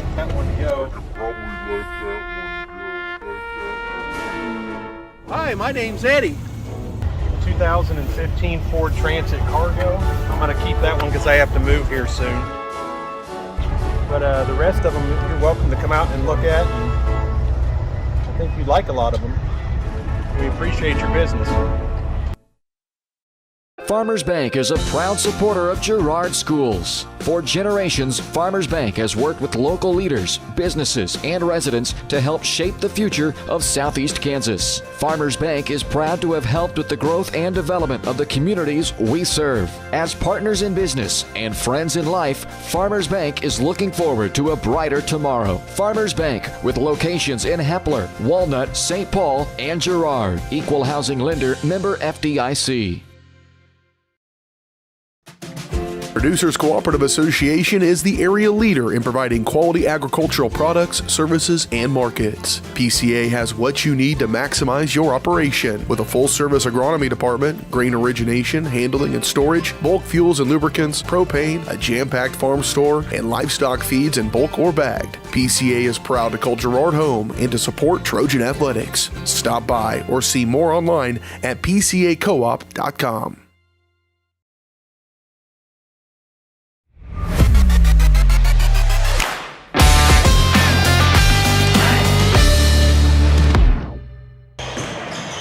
Welcome back to the Eastside Cafe postgame show, brought to you by Eastside Cafe. Come experience the best breakfast in all of Crawford County, 6 days a week at 120 South Ozark Street in Girard. Proud supporter of Trojans athletics.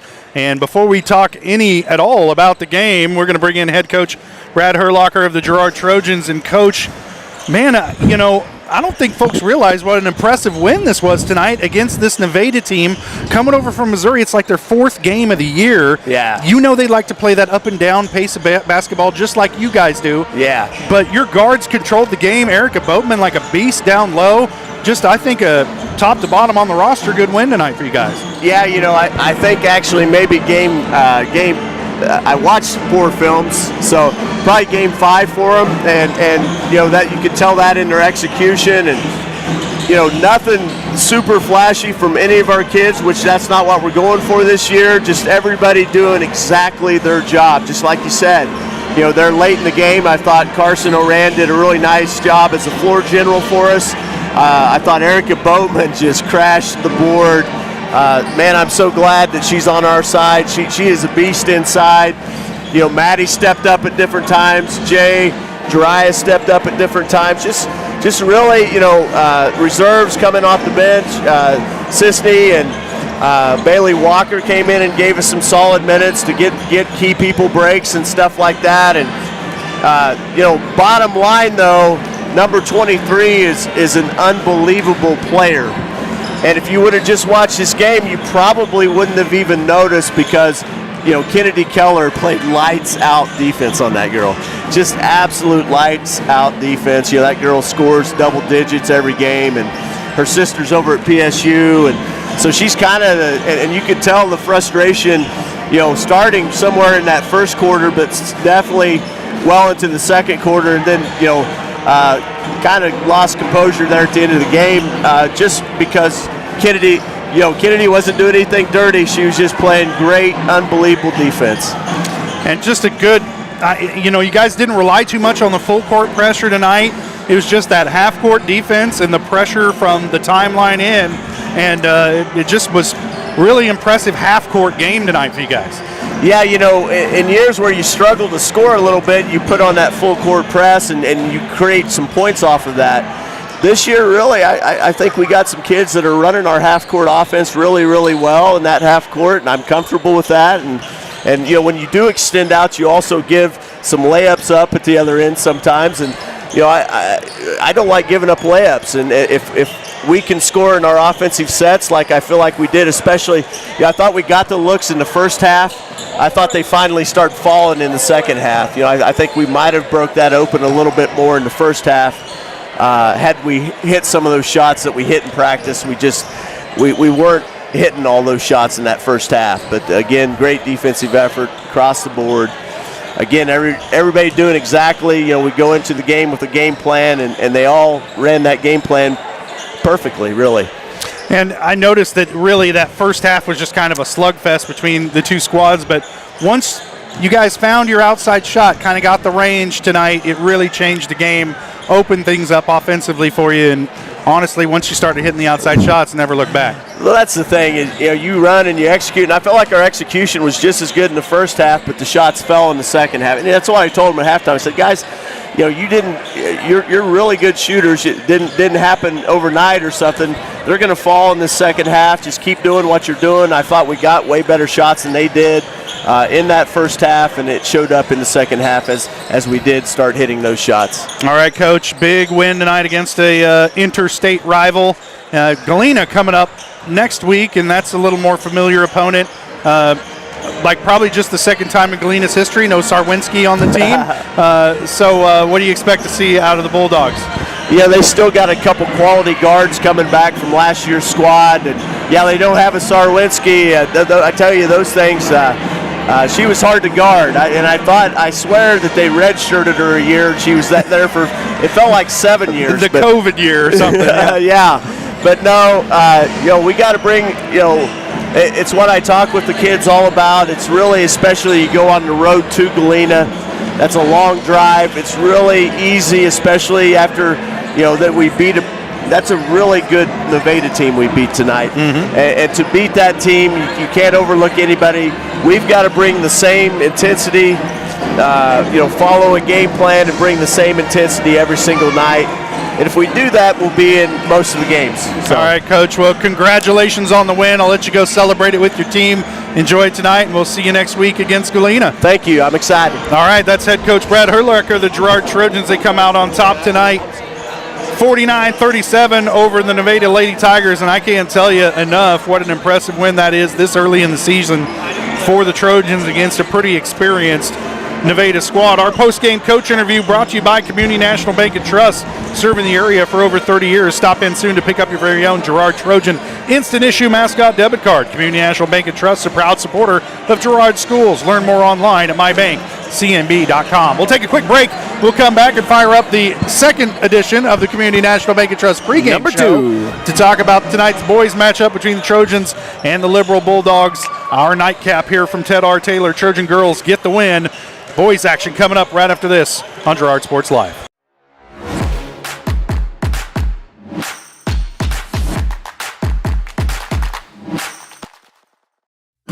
A partner in your fields and in your success. That's what you get with Murphy Seed. Channel seedsman Matt Murphy knows your fields and can recommend the elite seed products designed to perform in your area, maximizing the profitability of every acre. With Murphy Seed, you'll get year-round, hands-on, customized service. To learn more, call Murphy Seed at 620-249-6419. Your partner at every stage. Matt Murphy and Murphy Seed. Hello, Four States. This is Jay Hatfield with Jay Hatfield Motorsports. We've been serving the Four States area with motorcycles, ATVs, and side-by-sides, plus offering you parts and service since 2005. We have 2 convenient locations, Pittsburgh and Joplin, selling quality brands such as Polaris, Kawasaki, Yamaha, Can-Am, and Suzuki.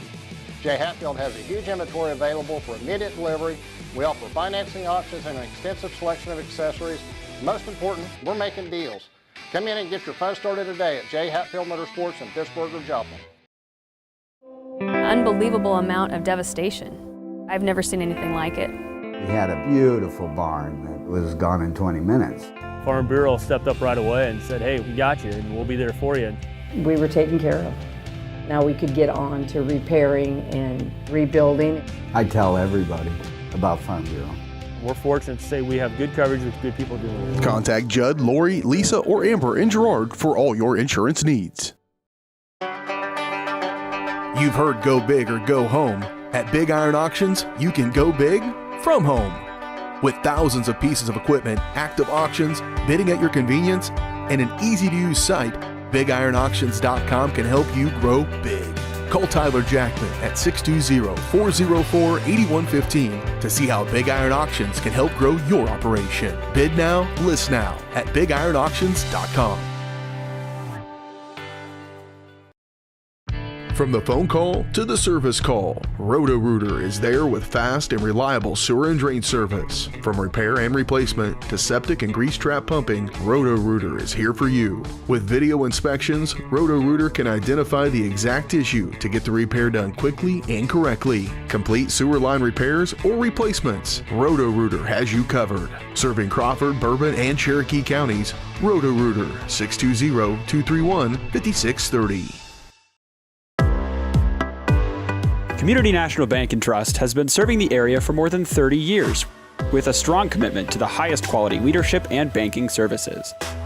Missing that human touch with your bank? Come talk to a real person at Community National Bank and Trust.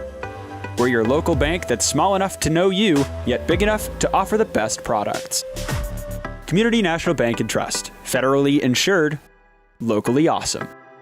Member FDIC.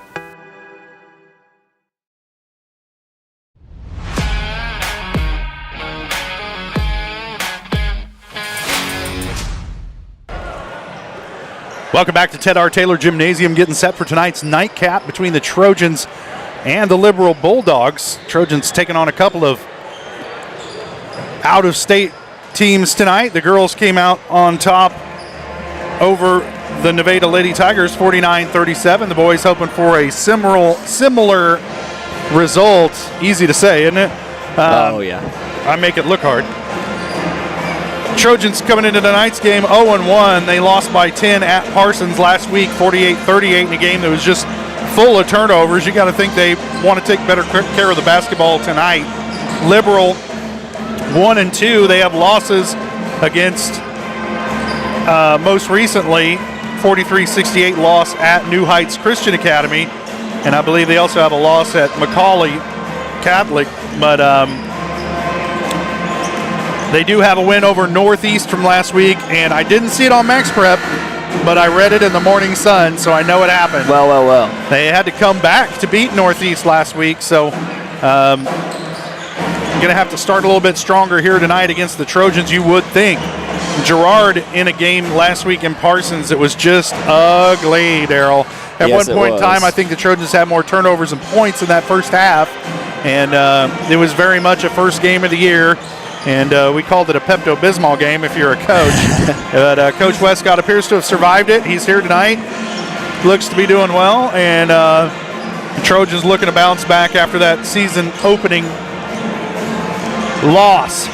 Yeah, it was a tough one for him, but that's kind of one of those learning games. Parsons not a team you see very often if you're the Girard team, and so you just got to take it with a grain of salt and move on. Yeah, it's a little bit of a sting to open your season to, but your team just didn't really look ready yet. So they're going to come out here hopefully with a better game plan. I'd like to see them try and go to Scott Moore down low. He's going to have a very clear height advantage over this Liberal team, so hopefully he has a big game tonight. And I think both Moore and Ben Cullen are going to have quite a height advantage, and you'd think that the Trojans will play inside out and try and create some open shots once that defense collapses down on their post players, and that should give some open opportunities for Cam Smith and the rest of the shooters for the Trojans. And Smith with a little bit of a slow start last week, but eventually found the range, and the Trojans had the lead at the half by 4 over Parsons, and then in the second half, Parsons just started making some outside shots, and turnovers kept being a problem for the Trojans as they let that one slip away on the road. And,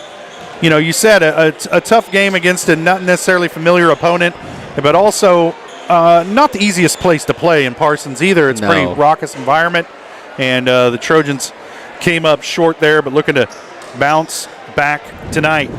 Those keys to the game brought to you by Evans Motors. Get the keys to your next ride with a stop at Evans Motors. Nate and Deddy have decades of experience getting folks into the right car, truck, van, or SUV that's right for them and their family. Stop by and see them at the intersection of Highways 69 and 400 just south of Pittsburgh, or see their full selection online at evansmotors.net. Let's take a look at tonight's starting lineups. First for the Girard Trojans, they'll start 5'8" senior guard Ranson Bourne, 6'1" senior guard Siler Salmons, 6'2" sophomore forward Ben Cullen, 6'3" sophomore guard Cam Smith, and 6'5" senior forward Scott Moore. For Liberal, they'll start number 3 sophomore Maddox Miller, number 5 junior Elam Beeman, number 10 senior Dalton Davis, number 20 sophomore Ben Dingman, and number 32 freshman Jack Goodell. Those starting lineups, well, they're brought to you by someone. Hold on a second. Brought to you by the Jagged Edge. Trojans will start this game in style, but nowhere near the level of style you'll find at the Jagged Edge. Stylist Carla Sands will have you looking your best for your next big game. Make an appointment soon by calling 620-724-7500. He's a sophomore, number 3, Maddox Miller. Your PA announcer, Avi Sharma, with the starting lineups.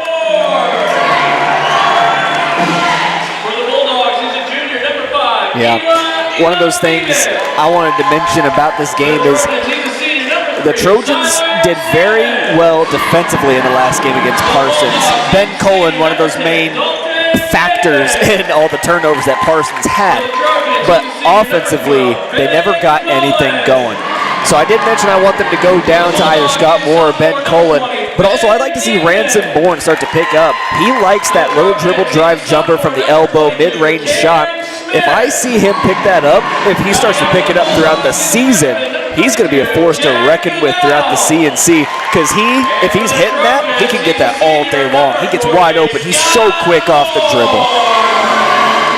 Yeah, I think it all starts with the bigs down low for Girard and trying to get that defense to collapse, and they're just going to have to do a good job of feeling the pressure and kicking that ball out to the open shooters, and we'll see if the Trojans can get that done tonight against this Liberal squad. And again, you know, these Missouri teams, they're allowed to practice longer before the season starts than the Kansas teams. Oftentimes they have a few games under their belt before the Kansas season even starts. And so early in the season, if you're a team from Missouri that's maybe not as physically gifted, this is your chance to beat a team from Kansas who might be a playoff team. It is going to be interesting to see tonight. Bulldogs having 3 games under the belt. Trojans with the one forgettable one. You might see the Liberal Bulldogs start off quick and Hopefully Girard settles in fast. But I think if Girard has the advantage early on, this game's going to be over pretty quick if they can get that advantage early on.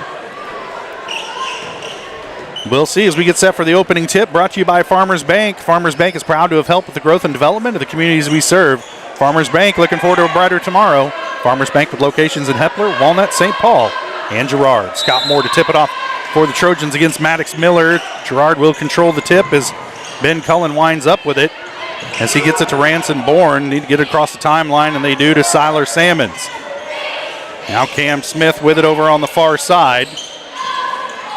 Back and forth, now back to Smith on the wing. Into the corner to Scott Moore. Ranson Bourne around to Salmons. He'll pull the trigger on a three, short of the mark. Rebound tipped around, comes down to Ben Cullen. He throws it off the defender. That was Elam Beeman, and the Trojans will keep the possession. And again, you see the active nature of Ben Cullen's game. Ranson Bourne with it, top of the key. He'll drive, kicks to Scott Moore out on the three-point line. Now around to Cam Smith. Down in the middle of the lane to Moore. Turnaround jumper is off the mark. Rebound Salmons. Put back no good. His outlet pass deflected. But now Ben Dingman will bring it up the floor for Liberal. And his pass mishandled in the middle of the lane by Dalton Davis. And that'll turn it over. It'll be Trojan ball.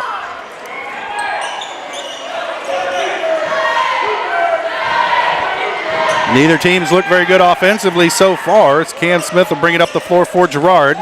Another cross-court pass, and they're going to whistle a foul this time on Dingman. That'll be his first, team first. Lucky. That ball should have been stolen, and a fast break layup on the other end. Gets away with one, gets a foul called. Now you got the chance to pick it back up on offense. Trojans started that Parsons game with just not very good passing, and they're kind of telegraphing a few of them here tonight against Liberal, who's playing a... There's an errant pass out of bounds from Cam Smith. He believes it was deflected. It was not. And the Trojans turn it right back over. Could be a returning call, just kind of a favor. On the other side, it looked like Siler Salmon's foot had tipped that ball, but they ended up giving it to Girard. So on this end, maybe just a little bit of a makeup. Now on the offensive end, Davis with it, being guarded by Salmons. He'll swing it around to Dingman. Now Goodell with it. Has it stripped away by Cam Smith. Smith, strong hands, pulls it away from Dingman, and the Trojans get it back. Second turnover of the night for Liberal. Scoreless here with 6:18 to play, first quarter. Trying to get it down low to Moore. He throws it out of bounds off of a Liberal defender. And that pass, Moore made up his mind he's probably going to throw it before he even got the ball because Cullen wasn't even looking. Had his back to Moore. Now Bourne driving off the glass, no good. Ranson trying to get his own rebound, ends up with Salmons. His shot short of the mark. Siler gets his own rebound. The putback will not go. There's like a lid on the bucket for Siler Salmons, but he draws the foul and will earn a trip to the line. Yeah, we saw this early on in the Parsons game. Both teams not really able to get any points on the scoreboard. Struggled early on. I remember just 10 points being scored at the start of that Parsons game. First free throw no good for Salmons. The lid is still on.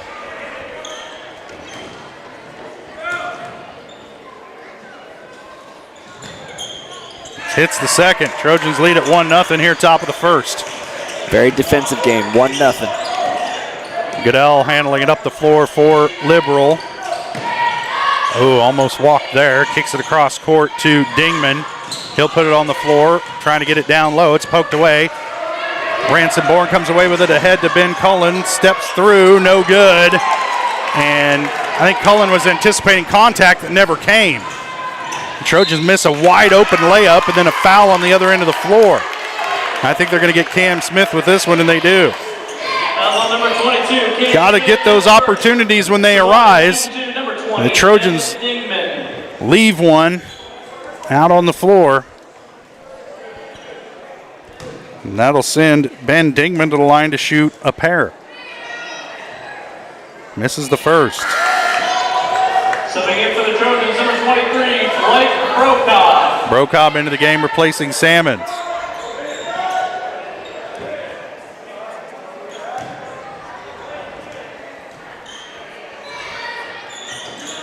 Misses the second, rebound Brocobb. Now Cullen with it, bringing it up the floor for Girard. Center of the court to Cam Smith. Scott Moore with it in the lane, has it poked away. And Liberal, again, another break opportunity. High off the glass, no good, rebound Moore. Playing with fire are the Trojans. Ahead to Cullen, steps through, can't get it to fall. Again, within 2 feet, and Ben Cullen can't get it to go.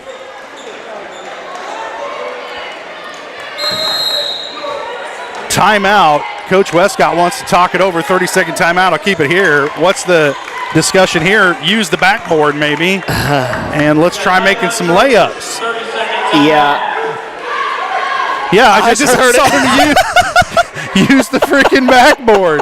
Yeah. I heard that one clear as day. Yeah. You didn't hear it? You can read his lips. Use the freaking backboard. Yep, it's there for a reason. Well, he does make a good point. Had a couple of trips where the Trojans have been inside the paint within 3 or 4 feet. And if you're not getting those shots to fall, you're not going to win a ball game. You got to hit the ones where it's just you and one other guy within 2 feet of the bucket. You got to get those to fall, especially when you're a foot taller. Yeah, especially when you're a foot taller. So Ransom Bourne to inbound for the Trojans. They try it again here offensively. Gets it into Cam Smith. Top of the key to Brocobb. Down the middle of the lane to Bourne. Turnaround jumper. No good. Tipped out of bounds. Last touch by Ben Cullen. Frustration here early in this game for the Trojans as they can't get anything to fall. There is a literal lid on top of that bucket down there on the west end of the gym. Right now they're just lucky there's a lid on both ends. Dingman with it, guarded by Moore. He'll put it on the floor, down the lane, off the glass, way off the mark. Rebound comes down to Dalton Davis. His shot no good, and there's finally a reverse layup by Jack Goodell to break the ice for Liberal, and they take a 2-1 lead. Bourne drives baseline, now kicks it out to Brocobb. Up top to Smith, down low to Scott Moore. His turnaround will not go. And a held ball, and it's going to possession arrow is going to favor Liberal. Third turnover of the game on the Trojans, and that basket is just starting to look like a thread and a needle. Well, you can draw up any game plan you want. You can have the best offensive playbook, but if you can't make the shot, it's not going to matter in the end. Trojans need to calm down, get one in the bucket, get their confidence back. Goodell handling, guarded by Cam Smith, kicks it over to Dingman. Now Davis gets it down low to Maddox Miller. They try to force it down low, and it's taken away by the Trojans. Third turnover of the night on Liberal. Now Ransom Bourne working, dribbled himself into the corner, kicks it back out to Cam Smith on the wing to Brocobb, pulls the trigger on a three. I don't know about that one, and it's no good. Rebound by Goodell. He'll drive the floor. His pass ends up in the hands of Davis. I'm not sure if that's what he meant to do, but Davis hits the shot, and now there's just a lid on one end, Darryl, and the Trojans trail it by 3, even though they should be up by 5. Pass out to Cam Smith. Around to Brocobb. If you're Liberal, you're begging him to shoot. Now back out to Bourne. Over the top to Cam Smith, and then another telegraphed pass almost picked off as Coming in for the Trojans, number 25, Levi Blair. Pump fake here and there wouldn't hurt anybody. Scott Moore gives it back to Smith, trying to get it down low to Cullen. Another deflected pass picked off by Liberal, and Cam's having a hard time passing tonight. Open shot from outside by Dingman, and he hits for 3, and Liberal started to pull away. They're up 7-1. Trojans need to find some offense. Smith driving, and the bucket in the foul.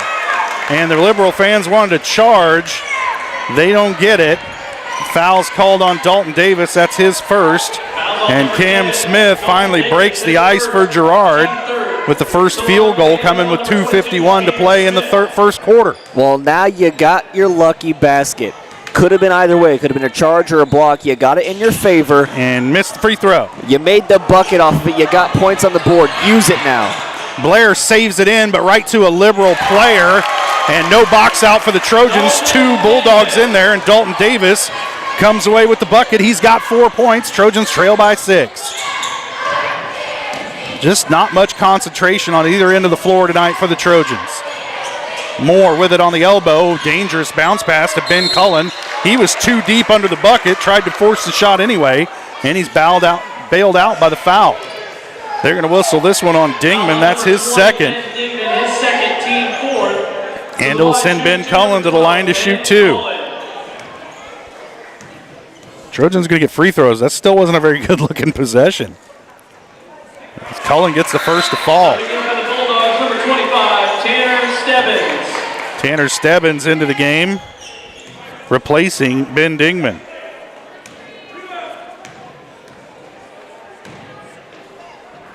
Second shot from Cullen, off the mark. Rebound Scott Moore, and he's fouled after the rebound. Let's see who they whistle this one on.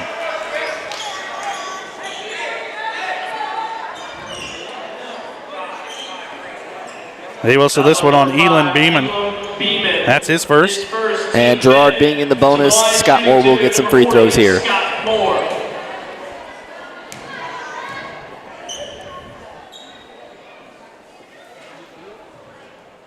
Moore's first shot is good.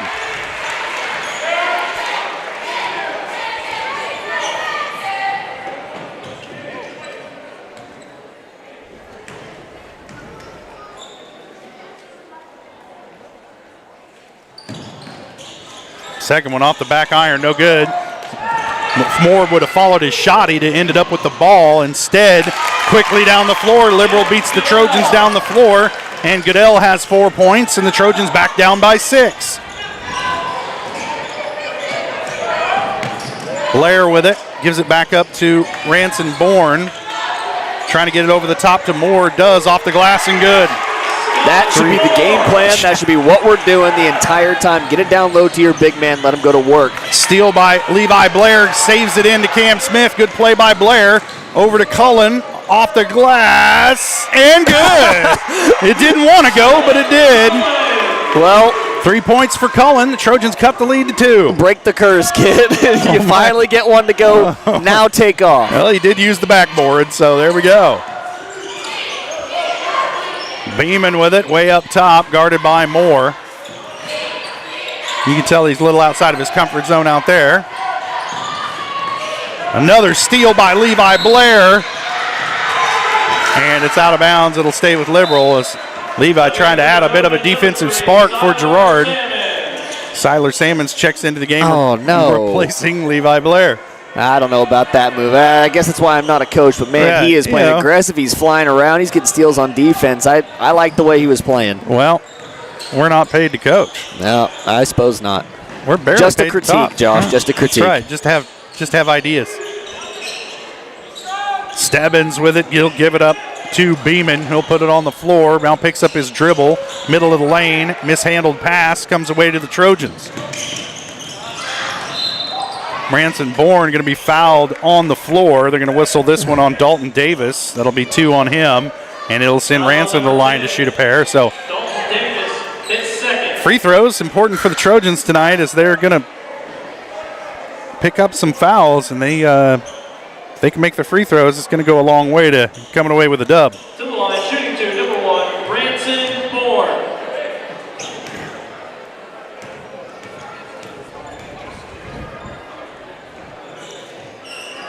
Yeah, I mentioned the first.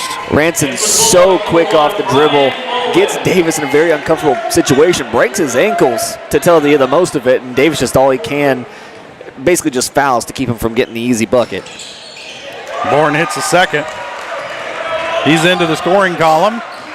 Trojans cut the lead to 1. Goodell handles across the timeline, being guarded by Cam Smith. He'll put it on the floor, now looking for help. Gives it up to Beeman.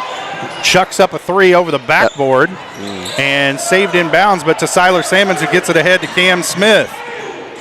Doesn't use the backboard. It misses the layup. Coming back the other way, Beeman. Loose ball, and there's a scrum on the floor for it. I think they're going to say held ball, and this one should favor the Trojans. Yeah.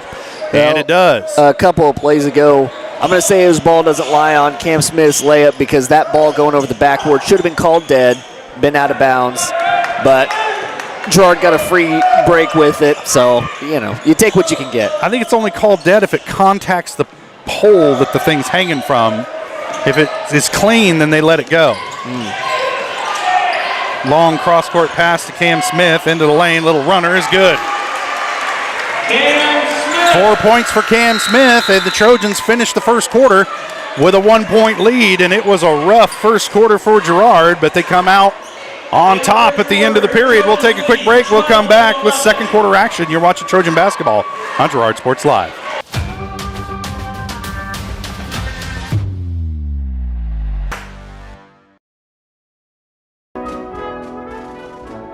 The first one here is a 2017 Ford Focus with only 21,000 miles. That one's not for sale though. I'm going to probably keep that one. Hi, my name's Eddie. 2016 Chevy Malibu with only 13,000 miles, but I might hang on to that one too, so let me show you the next one. Ford F-150, but that one's going to stay with me too. So let's go down to the next one here. Hi, I'm Eddie. 2017 F-150, so we have 3 of them. I could probably let that one go.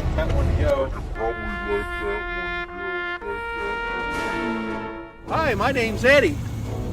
2015 Ford Transit Cargo. I'm going to keep that one because I have to move here soon.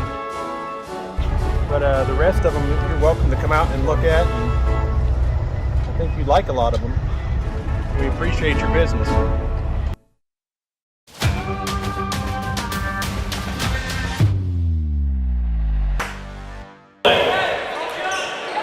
Trojans will have the ball to start the second quarter. They lead it by 1 over the Liberal Bulldogs. Cullen on the baseline, tries to get it into the lane to Moore. It's tipped out of bounds. It'll stay with Girard. As Trojans doing a better job when they lob it in to Moore than try and force it in at head level. Smith thought about a beyond NBA 3, now kicks it off to Ranson Bourne. Back out to Smith, he measures it up, takes the 3, off the mark, and a bit short on that one. Liberal comes away with the rebound. Beeman gives it up to Goodell. Dingman with it on the wing, getting guarded by Moore. Now O'Brien Bolin into the game for the first time. The sophomore gives it up. And that one tipped out of bounds. They're going to say last touch by Girard. It'll stay with Liberal.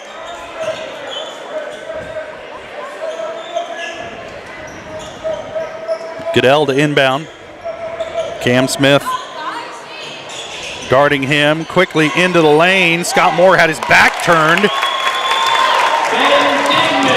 And Dingman gets the easy bucket. He's got 5, and Liberal back on top by 1. Salmon's baseline, nice give to find Scott Moore off the glass and good. 5 points for Moore. Trojans back on top by 1.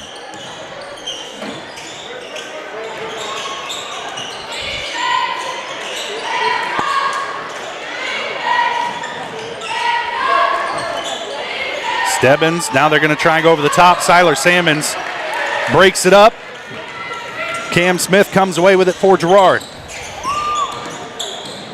Over to Bourne. Into the corner to Salmons. Back up top to Smith. Trying to get it low to Moore. Does into the lane to Cullen. On to good. Nice cut by Ben Cullen and a nice find by Scott Moore. Give him the assist. Trojans lead it by 3.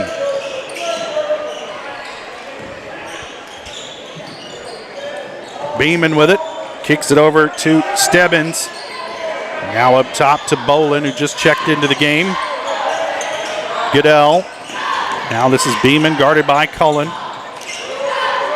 Stebbins will put it on the floor and drive, but now kicks out. Long shot on the way, off the mark, and the rebound kind of dead-headed off the rim, between the backboard and the rim. And it was initially in the hands of Scott Moore, and then he's going to end up being whistled for a foul going after the loose ball.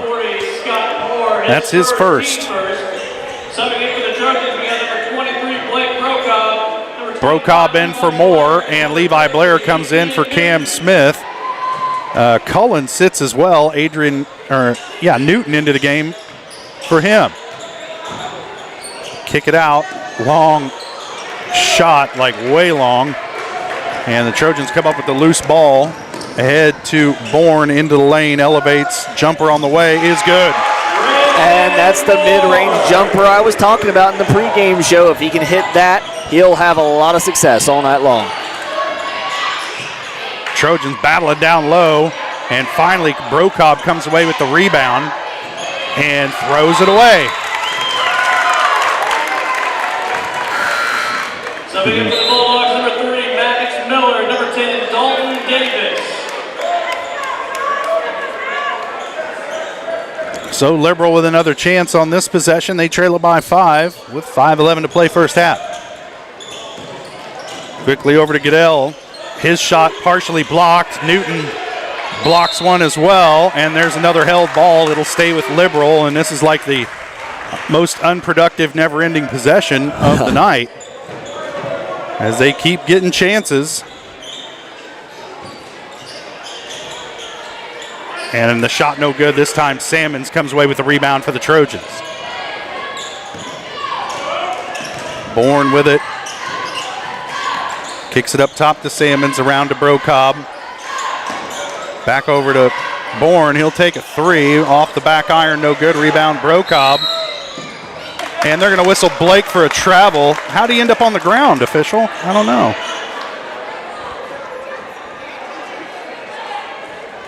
Whistled out a turnover for the Trojans. That'll be their 5th of the game.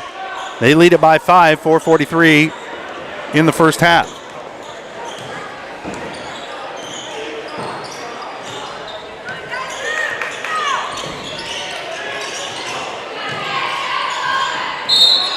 Blair going to be whistled after going for the pass. Foul on number 25, Levi Blair, his first, team second. Subbing in for the Bulldogs, for the Trojans, number 22, Cam Smith.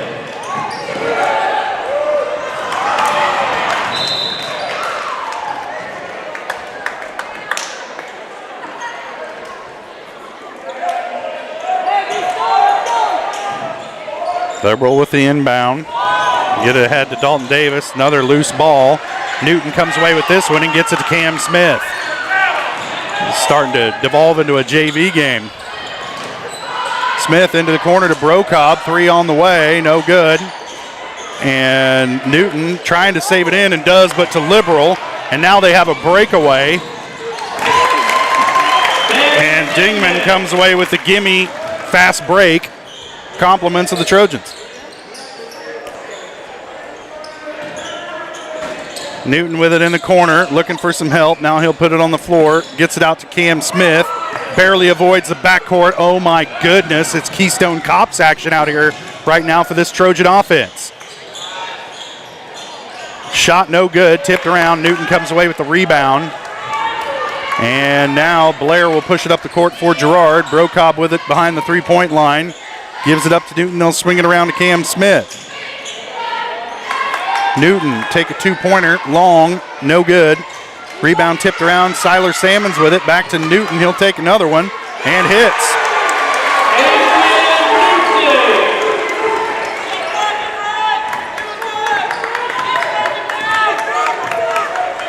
Goodell handles it across the timeline for Liberal. Trailing by 5. 3 minutes to play first half.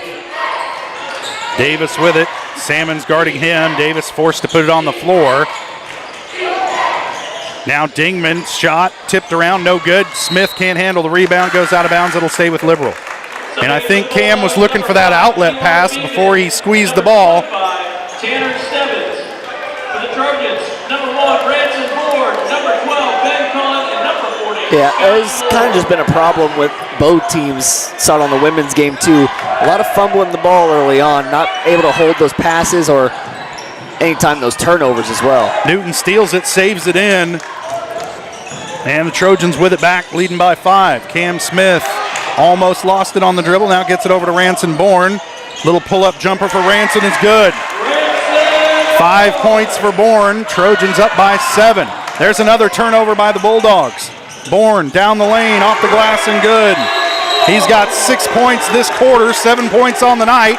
And the Trojans, just like that, open up a 9-point lead. And a timeout, Liberal. 30-second timeout. We'll keep it right here. And the Trojans doing a good job of forcing those turnovers, jumping into the passing lanes. But haven't looked very sharp past the ball themselves tonight. No. And it's this team's identity.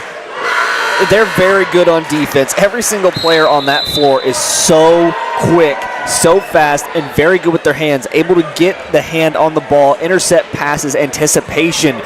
But on the offensive side, they just really haven't gotten anything going yet. I imagine we'll see that. No chemistry. Like they don't have a feel for where their teammates are going to be. And so there's that hesitation when you go to pass the ball. And it's one of those things that you think will come together over the course of the year. But early in the season, sometimes it's a little rough.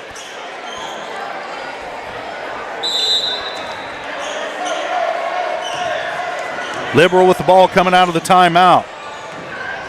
Tanner Stebbins handling it up the floor. His pass deflected by Bourne. It'll stay with Liberal. And again, those quick hands.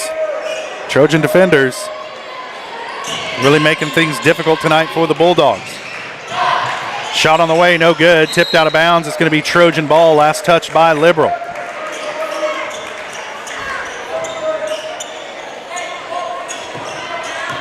Bourne will handle it up the floor for the Trojans. 2 minutes left to play. Girard leading. And shot no good. Moore with the rebound and the putback. He's got 7. Trojans lead it by 11. Pass inside. Cam Smith does a great job pursuing and shutting down that passing lane. Comes away with the turnover. Gets it ahead to Ranson Bourne. He'll pull up for a 3. Off the mark. And rebound comes down to Dingman for Liberal. Ben Cullen forces a steal on the open floor. Now working down low, he's fouled and will earn a trip to the line. That was a one-man show down there by Ben Cullen, forcing the steal, then drawing the foul. And they whistle that one on Elin Beeman. That's 2 on Beeman. And Cullen will head to the line to take 2. And every shot he makes here is just an extra effort point awarded. Announcer's jinx, of course. Yeah. I try to stay quiet when they're shooting. I've jinxed too many guys. Cullen's second shot, no good off the back iron, but Moore right there for the tip in. Looked like a volleyball set. 9 points for Moore. Kind of just tapped it back in. Davis gives it up to Dingman. Swinging around the horn to Goodell. Guarded by Cullen. And after that last steal, you watch ball when Cullen's defending you. Newton pokes it away, but I think Adrian's going to be called for a over-the-back foul. Kind of went through the offensive player to get it. It is the right idea as a post defender to try and get around and stop that ball from ever being put in. But just gets a little too But if you're reaching over their back like that, you're going to get the call a lot. And that time, Dingman with the turnaround jumper, and he is pretty much the offense for Liberal tonight. He's got 9. Ranson Bourne on the baseline up top to Newton. Swinging around to Smith, open for 3. Cam will take it and hits. His first bucket of the second quarter. He's got 7 points. And the Trojans starting to open up a pretty good sized lead here against Liberal by 14 round. Dingman pulled trigger on a 3 off the back iron, no good. Follows his shot and gets the rebound. And then we got a held ball, and it'll go to the Trojans again. Nice effort play by Ben Cullen, getting his hands in there and causing the tie-up. I always harp the players should follow their shot, and there's an example of why you do it. As Dingman able to get his own rebound. Ransom Bourne trying to get it across the timeline and does. Now down the lane. Little floater is good. He's feeling it. 9 points for Ransom Bourne. Trojans up by 14. Here's the shot. No good. Air ball comes down to Newton. And that's going to do it for the first half. Trojans lead it 33-17. We'll take a quick break. We'll be back with the GN Bank halftime show. You're watching Trojan basketball on Girard Sports Live.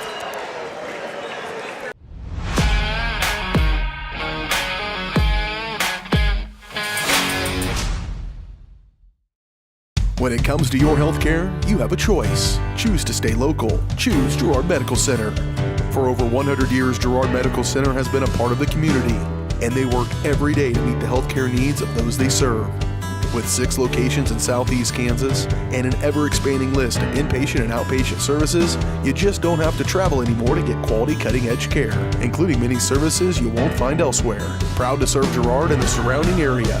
Learn more at girardmedicalcenter.com.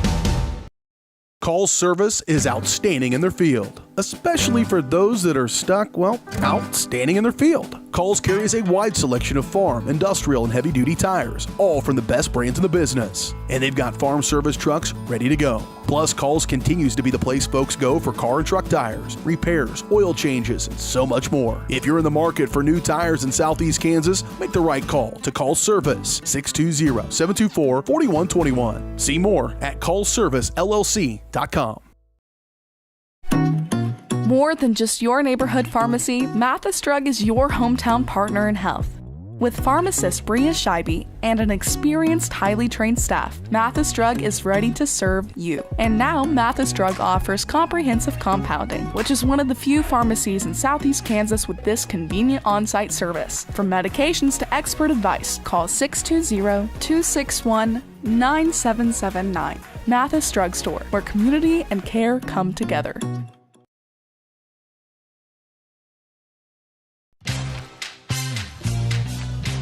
Tries to make something out of nothing. The Trojans all over him. It's going to be a big loss on the play. A Trojan sack means $1 short stacks at Eastside Cafe.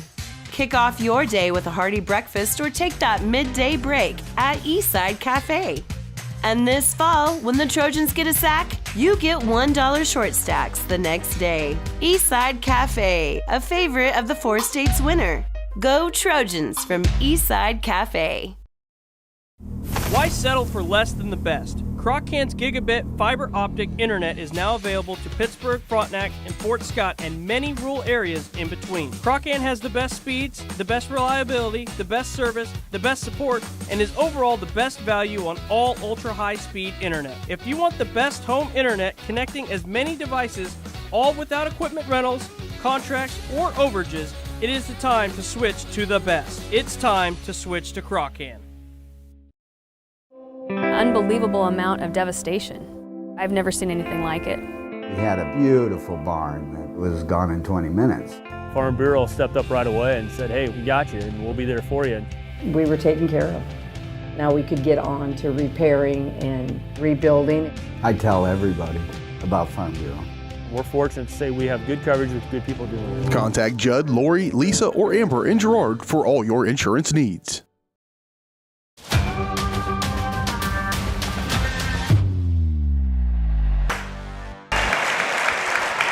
Welcome back to Ted R. Taylor Gymnasium. Halftime of tonight's boys matchup between the Girard Trojans and the Liberal Bulldogs. At the break, Trojans lead it 33-17. This is the GN Bank halftime show, brought to you by GN Bank, where they've been providing customers with the highest quality financial services in a friendly and personal way for over 100 years. Personal, business, or agricultural needs, turn to GN Bank. Learn more at gn-bank.com. Oh my gosh, little kids storming the court. Daryl, they've taken over. Chaos. Madness tonight on the floor. A couple girls basketball players down there trying to hurt them like cats. And that is the correct phrase. I got grandkids, Gerald. I know that is the correct phrase. Exactly, yes, it is. How this works. They don't appear to be enticing them with candy or anything, so pretty good work. That's usually my go-to with my nieces and nephews. Definitely, bribery is not beyond the pale. Oh my gosh, I think a Jess Murphy sighting. Oh my goodness.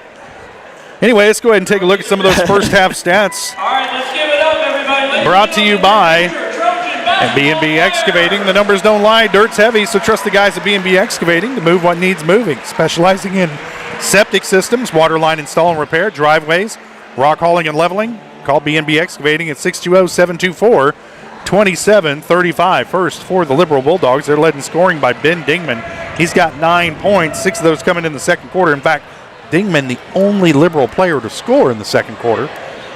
Next up is Jack Goodell's got 4, and Dalton Davis with 4. All of those for both of those players coming in the first quarter. For the Trojans, they're led in scoring by Ranson Bourne and Scott Moore. Each of those guys has 9. Cam Smith has 7. Ben Cullen with 5. Adrian Newton with a bucket, and Siler Salmons with 1 of 2 from the free throw line to round out the scoring for the Trojans. And that first quarter, Trojans just couldn't get shots to fall. That was the difference. I mean, granted, they turned the ball over quite a bit in that first half, but if they make their shots, they're running away with this thing right now, Darryl. The only thing keeping Liberal in it was the fact that there was basically a lid on that bucket for the Trojans in the first quarter, and they kind of broke out of that in the second quarter, and here we are with a substantial lead. Yeah, and most people were picking Girard in this game. Definitely probably has the upper hand. Is that what Vegas was picking? Yeah. I saw the Vegas odds beforehand. What was the line on this one? About plus 600 for Girard. That's my bias, of course, but they definitely coming in as one of the better teams in the CNC, and Liberals conference isn't too tough over there in Missouri. They should have the upper hand on this team. They just played sloppy in the first quarter, and play like that is not going to fly when you play some of the better teams in the CNC, and then when you move on to sub-state and potentially state, play like that's not going to fly. You got to come out of the gate quick. And right now the Girard Trojans just haven't done that. In these first 2 games of the season, it's been very slow, very sloppy to start things off. As the game goes on, they collect themselves, they start to get better shots, start getting through the lane better. Bourne started to really pick that up in the second quarter. He's finding his groove on the offensive side. The rest of the team needs to start following.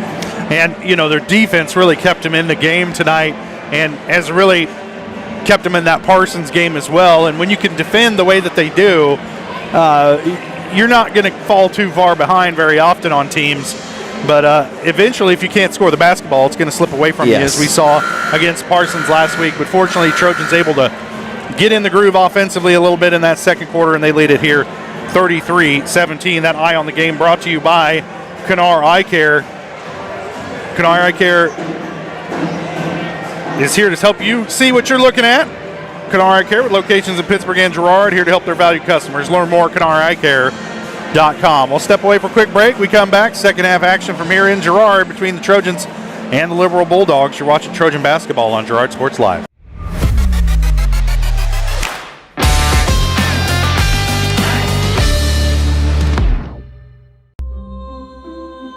Are you tired of waiting for your internet to load at a snail's pace? Or feeling like your connection is slower than a sloth's morning routine? Maybe your current internet feels as speedy as a sunbathing turtle. Well, say goodbye to the slow lane and welcome to Crawcan Fiber Optic Internet, where we leave the slow movers in the dust. You'll zoom through the web faster than Sharky being swarmed by his adoring fans. Crawcan Fiber Optic Internet, because life's too short to wait for slow connections. Producers Cooperative Association is the area leader in providing quality agricultural products, services, and markets. PCA has what you need to maximize your operation with a full-service agronomy department, grain origination, handling and storage, bulk fuels and lubricants, propane, a jam-packed farm store, and livestock feeds in bulk or bagged. PCA is proud to call Girard home and to support Trojan athletics. Stop by or see more online at pcacoop.com. Call's service is outstanding in their field, especially for those that are stuck, outstanding in their field. Call's carries a wide selection of farm, industrial, and heavy-duty tires, all from the best brands in the business. And they've got farm service trucks ready to go. Plus, Call's continues to be the place folks go for car and truck tires, repairs, oil changes, and so much more. If you're in the market for new tires in Southeast Kansas, make the right call to Call's Service, 620-724-4121. See more at callservicellc.com. Hydrix, your dependable independent. Depend on us for service, for selection, for price.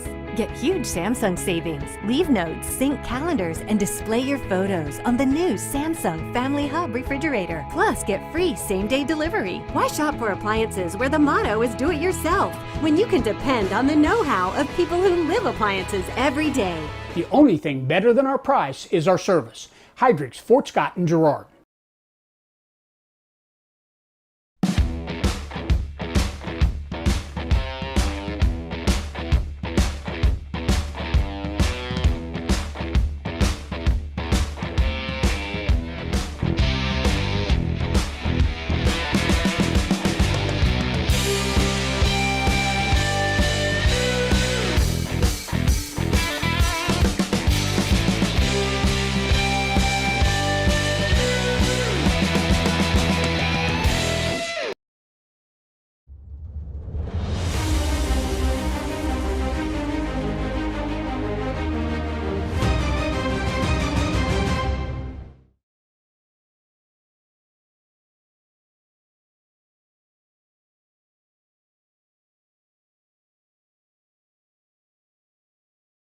Right there. I don't know how that happened. We're back. We're back. Liberal with the ball to start the second half. Goodell handling. It's tipped away. Bourne comes away with the steal for the Trojans. Off the glass, no good. Rebound, Cullen. His putback, no good. He gets his own rebound, and the third time's the charm for the Trojans as Cullen comes away with the bucket. He's got 7, and the Trojans up by 18. Another steal. Cullen comes away with it and slows it down this time. They'll back it out and set up the offense with Bourne. Swing it around the corner to Siler Salmons. Long cross-court pass to Bourne. Deep three for Ranson, and he hits. That's a heat check right there, and he's feeling it. Heat check for real. Trojans by 21. He came out of that second quarter hot, and he is still feeling it right now. Goodell gives it up. Runner, nice looking response that time by Elon Beeman. His first bucket of the game. Couldn't have come at a better time for Liberal. Pass poked away out of the hands of Cullen. And ahead, Ben back to play some D. Shot no good, but Trojans don't box out. 2 white jerseys beat by 1 red. And the shot is up and good for Dingman. He's got 11. Now into the middle of the lane to Cullen. Back out. Bourne, little 15-footer, and it's good. 14 points for Ranson Bourne, and Trojans by 19. He's on pace to have a really good game scoring-wise if he keeps that jumper hitting. And stepped out of bounds did Dalton Davis. He tried to throw it off the Trojan defender, but not before his heel touched out of bounds. And that'll turn it over to Girard. I have that as the 11th turnover of the game for Liberal. Bourne across half court.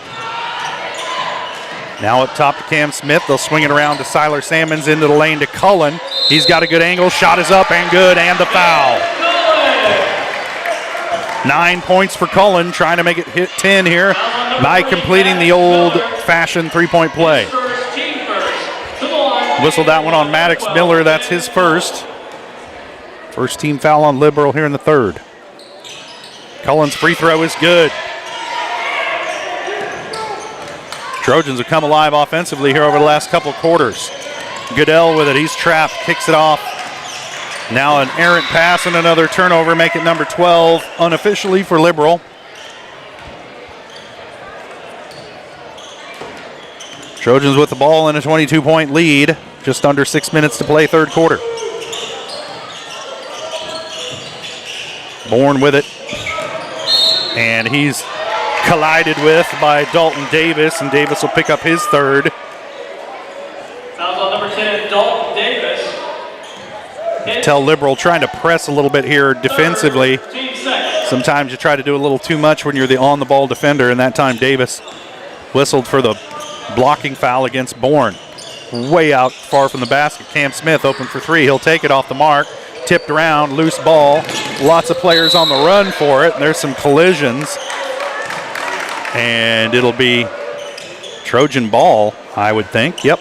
And Smith will inbound from in front of the Trojan bench. Gets it into Bourne, and we're back underway. Under 5, right about 5:30 to play, third quarter. Bourne over the top to Scott Moore, off the glass and good. Scott Moore is like the safety valve for this offense. When things start going crazy, you just lob it up to the guy in the middle, and everything's okay. Shot off the side of the backboard. Salmons comes away with, I don't know if it's a rebound or not. His pass deflected. He'll get it back though. Smith into the corner to Ranson Bourne. Tries to dribble through a double team, loses the ball, and that'll turn it over. I have it as the 6th of the game against the Trojans. And then Liberal turns it over right back. That's number 13. Number 25, Tanner Steppins into the game, replacing Jack Goodell, who will sit. Bourne with the inbound. Now over to Blake Brocobb, who checked into the game, replacing Salmons. And there's another foul on the outside as Davis whistled for the reach, and he caught a shoulder from Ranson Bourne right in the chops. And so he's going to head over to the Liberal bench. That'll bring Bolin back into the game. I think that's Davis's 4th, and it is. Brocobb. You think Blake's always looking for that 3. Gets the ball automatically, thinking 3. Bourne was. Now Brocobb with the ball on the wing. Back up top to Bourne. He'll dribble into the lane. Loses control of it. Ends up in the hands of Ben Cullen. His shot no good, but he's fouled on the attempt. And Ben will head to the line to shoot 2. Foul on number 3, Maddox Miller, his second, team 4th. Whistle that one on Miller. 2 on Miller. Already the 4th team foul against Liberal. There's still 4:23 to play in this quarter. Cullen's first shot off the front iron, no good.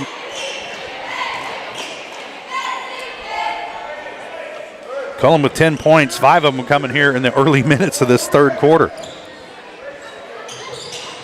Both of them short off the front iron. He's kind of fading away on those 3-pointers, or on those free throws, excuse me. That one tipped out of bounds, and it'll be Girard ball again. And that would be turnover number 14 on Liberal. For those of you scoring at home, you're probably doing a better job than I am scoring it here. Bourne for 3 from the corner, and it's good. Talk about a true heat check. Oh, my goodness. He's got 17. Hand in the face, and he just launches it. Oh, my goodness. He is feeling it tonight. One of those streaky shooters. And in response off the glass, Ben Dingman. He's got 13, and he's single-handedly trying to keep Liberal in this game. Oh, he wanted Bourne it too. wanted it. Gets it down low to Cullen, creates space, and gets it to fall. Ben Cullen. Cullen has 12, 7 of them in this quarter. There's another turnover, 15 now on Liberal. Smith to Cullen on the wing, down low, Scott Moore. Shot off the back iron, no good.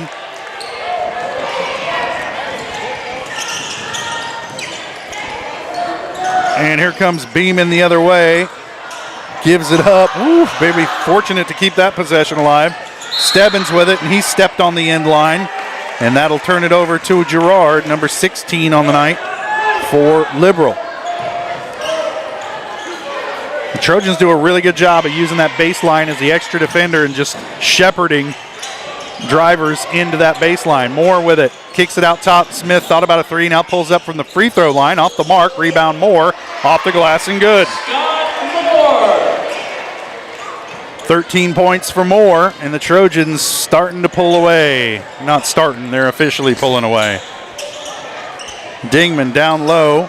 Shot rejected by Moore, but right into the hands of Stebbins. His shot no good. Rebound Cam Smith.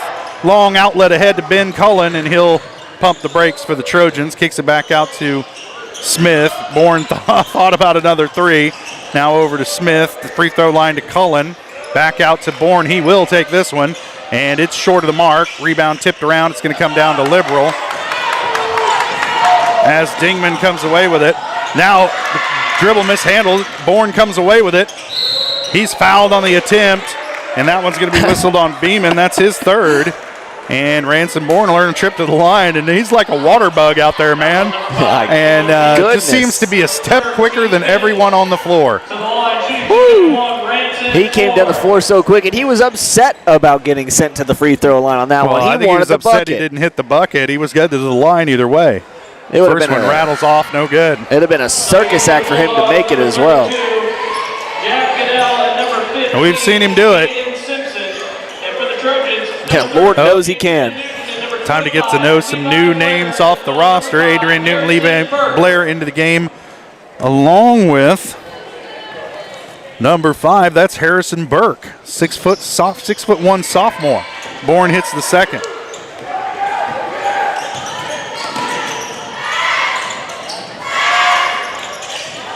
Down low, stripped away, another turnover. Brocobb comes away with it for the Trojans. Now over to Bourne, cross half court.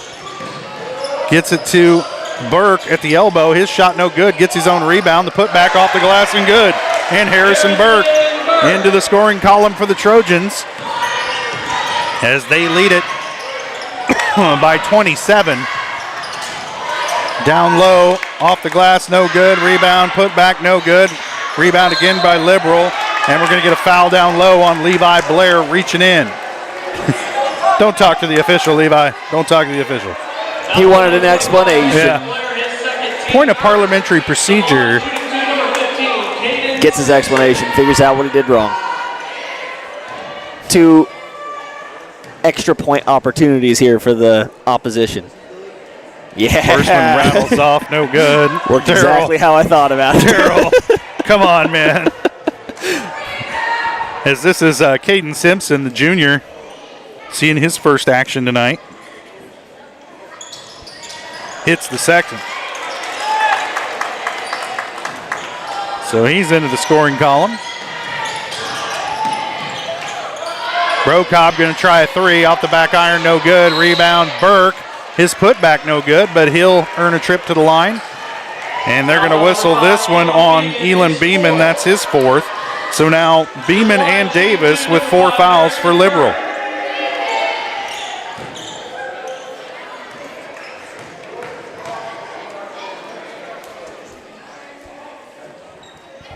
Burke's first free throw, no good. Subbing for the Bulldogs, number 3, Max Miller. And for the Trojans, number 22, Cam Smith.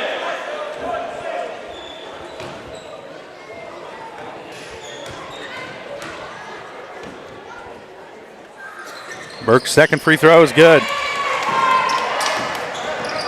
3 points for Burke. Trojans by 32.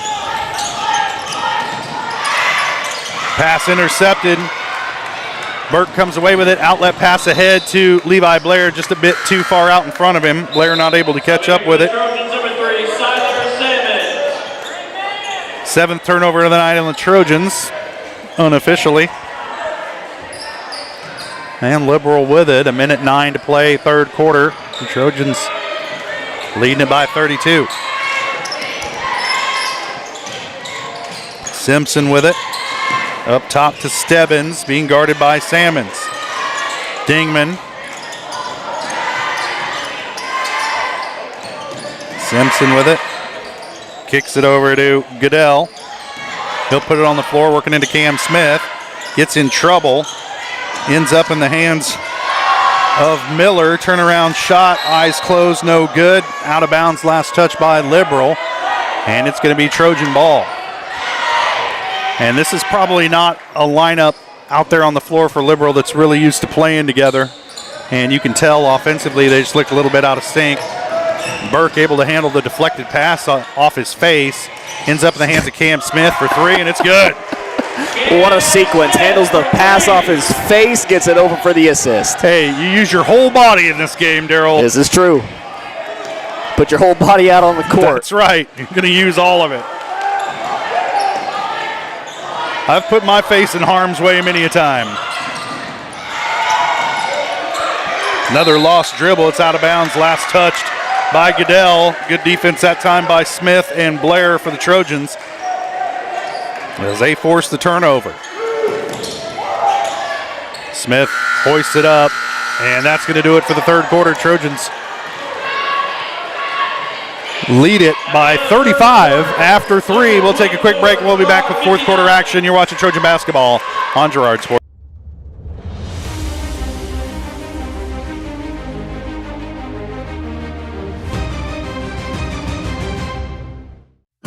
A partner in your fields and in your success. That's what you get with Murphy Seed. Channel seedsman Matt Murphy knows your fields and can recommend the elite seed products designed to perform in your area, maximizing the profitability of every acre. With Murphy Seed, you'll get year-round, hands-on, customized service. To learn more, call Murphy Seed at 620-249-6419. Your partner at every stage. Matt Murphy and Murphy Seed.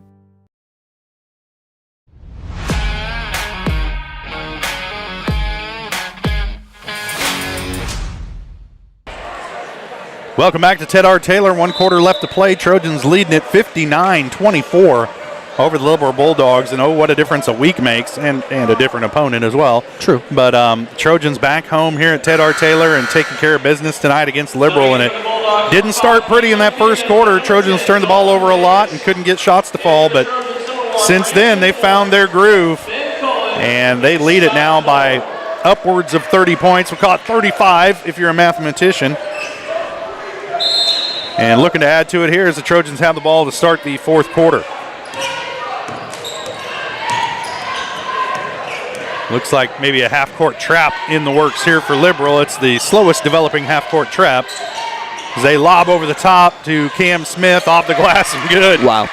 That's just an athletic play. Go up, trust your man to go up and get the ball. No other way about it. 12 points for Smith. As Davis driving and loses control, Ransom Bourne comes away with the ball for the Trojans. He's going to go coast to coast. Off the glass, no good. Rebound Moore. The putback is there. The safety valve, as always. That's right. 15 points for Moore. And I'm not going to do the math. Trojans leading by a lot, 63-24. When it gets to be an easier math problem, I'll give it to you. Another steal, and they're going to whistle Bourne for a reach-in foul as they were just pretty much mugging Maddox Miller down low. His first, team first. That's just Bourne's first foul of this game. First team foul for the Trojans here in the fourth.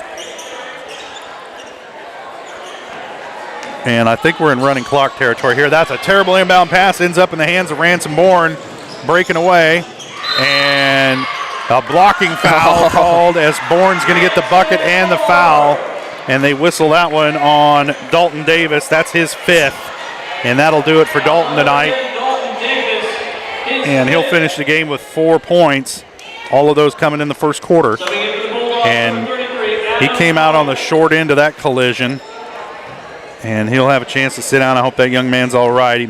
Hopefully just a Charlie horse from the collision with Bourne. Ranson's shot up, no good. Rebound, guess who? Scott Moore down low, making space, and his shot is good. 17 points for Moore. And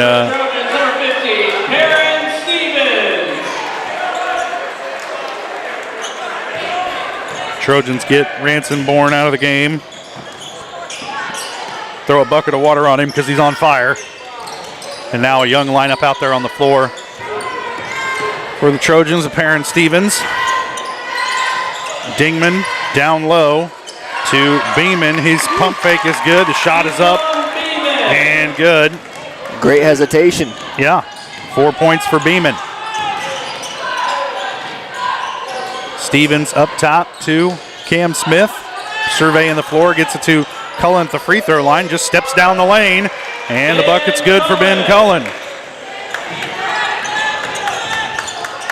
14 points for Cullen. New face in the game, that's Adam Collier, number 33 there. He's a junior for Liberal, seeing his first action tonight.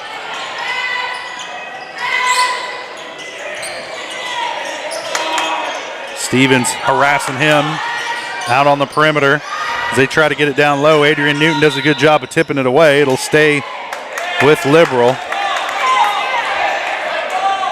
Newton thought it was Girard ball, and the official changed his mind and agreed with Adrian. He just looked so convincing. Well, it also might have been the fact that every Liberal player left for the other side of the court. So pass it over the top, another pump fake, and a good rebound that time, and put back, I believe that was Dingman, and it was.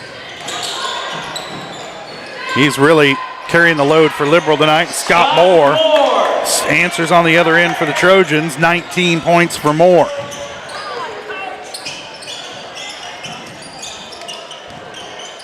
Beeman with it. Gets it outside to Collier. He'll swing it around to Dingman. Now Goodell gets it down low, and a foul as Collier again with the pump fake. Trojans need to keep their feet on the floor and anticipate that pump fake. And they got Perrin Stevens with that one. That's his second team foul on the Trojans in the fourth, and it will send Collier to the line to shoot a pair. And the crowd is eager. He rattles it in. Eager for this new lineup to come into the game.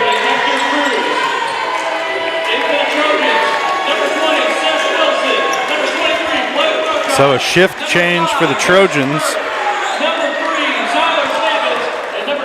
Siler Salmons into the game. Levi Blair into the game. Bro Cobb as well as Harrison Burke. And Seth Wilson seeing his first action of the night.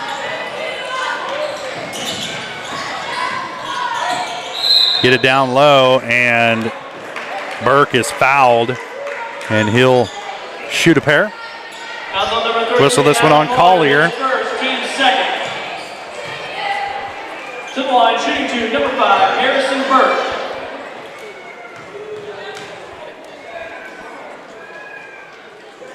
Burke's first free throw is good. Burke with 4 points.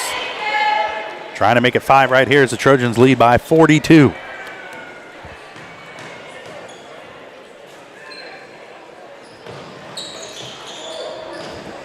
Can't hit the second. Liberal with the rebound, coming back the other way.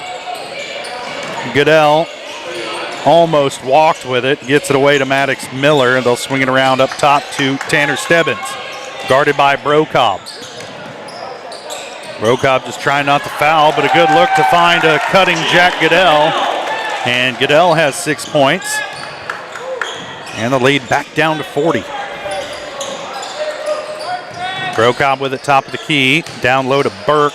Kicks it out. Now Wilson, loses his dribble. Not quite sure. He was pretty open a couple times there. A little indecision on Wilson's part. But they're going to say last touch by Liberal. Will stay with the Trojans. Blair will inbound from the baseline. Gets it into Brocobb in the corner. Up top to Salmons. Burke thought about it. Now Brocobb into the lane. No good off the rim. And out of bounds. Last touch by Liberal. Will stay with the Trojans. This is the unending possession here for Girard. Now as the clock continues to run, now down around 1:10 to play. And if you're a broadcaster, you just love a running clock. Makes it Salmons easy. into the lane. Shot on the way is good. Salmons has 3 points. Trojans lead it by 42 as we're under a minute to play now.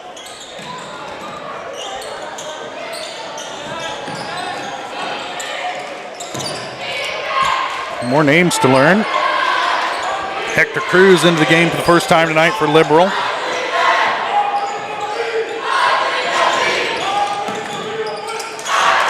Shot on the way by Maddox Miller. Off the mark, out of bounds, Trojan ball. I have that as the 20th turnover of the night for Liberal. Large I don't margin. know if statistically it's correct, but I count air balls that go out of bounds as a turnover. Well, there's a kick ball. It'll stay with the Trojans.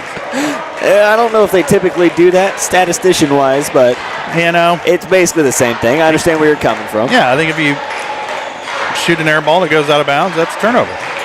Just like if you throw a pass that goes out of bounds. And that's going to do it. Trojans win it 74-32 over the Liberal Bulldogs. A 42-point win And they bounce back from that loss to Parsons in grand fashion with a blowout win tonight here at home over the Liberal Bulldogs. We'll take a quick break. We'll come back with the Eastside Cafe postgame show. You're watching Trojan basketball on Girard Sports Live.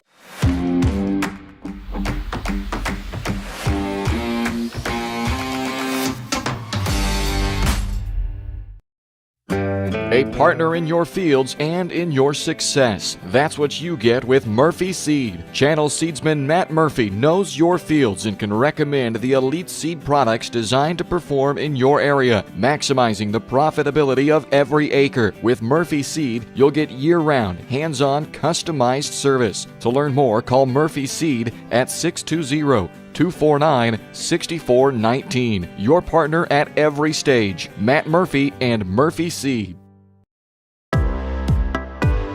Community National Bank and Trust has been serving the area for more than 30 years with a strong commitment to the highest quality leadership and banking services.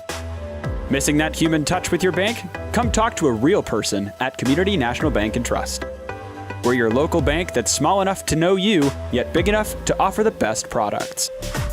Community National Bank and Trust. Federally insured, locally awesome. Member FDIC. You've enjoyed life. Over the years, your community has become your passion, something you hope future generations get to experience, just as you have. That's why the Girard Area Community Foundation has worked hard to help fulfill charitable goals and inspire generosity, meeting the needs of the communities they serve. Creating a legacy fund with GACF ensures what you leave behind is an effective and lasting improvement in the community you love so dearly. Make plans to visit GirardAreaFoundation.com, preserving traditions for those who follow. I was raised in a small town, and there was a lot of people who took time to invest in me. And so when we decided to open up our offices, we want to make sure that we're pouring back into the community that's giving to us. We care. We want to be involved. We want to have a passion for what you have a passion for. We want to be able to give back. And that's the foundation. That's why we're more than just insurance.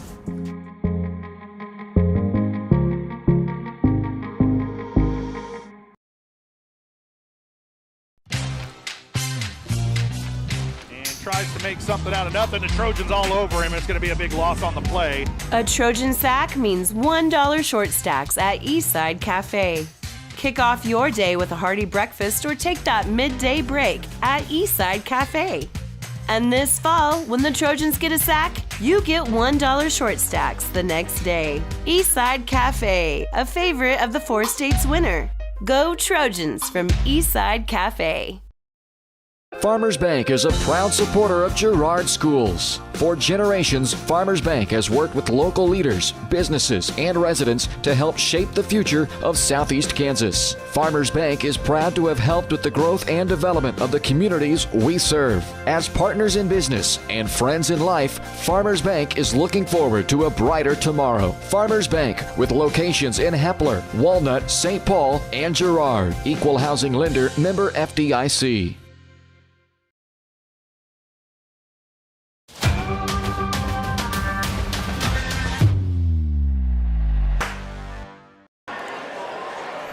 Welcome back to Ted R. Taylor Gymnasium. Trojans win this one going away 74-32 over the Liberal Bulldogs. This is the Eastside Cafe postgame show brought to you by Eastside Cafe. Experience the best breakfast in all of Crawford County 6 days a week at 120 South Ozark Street in Girard. Proud supporters of Trojan Athletics.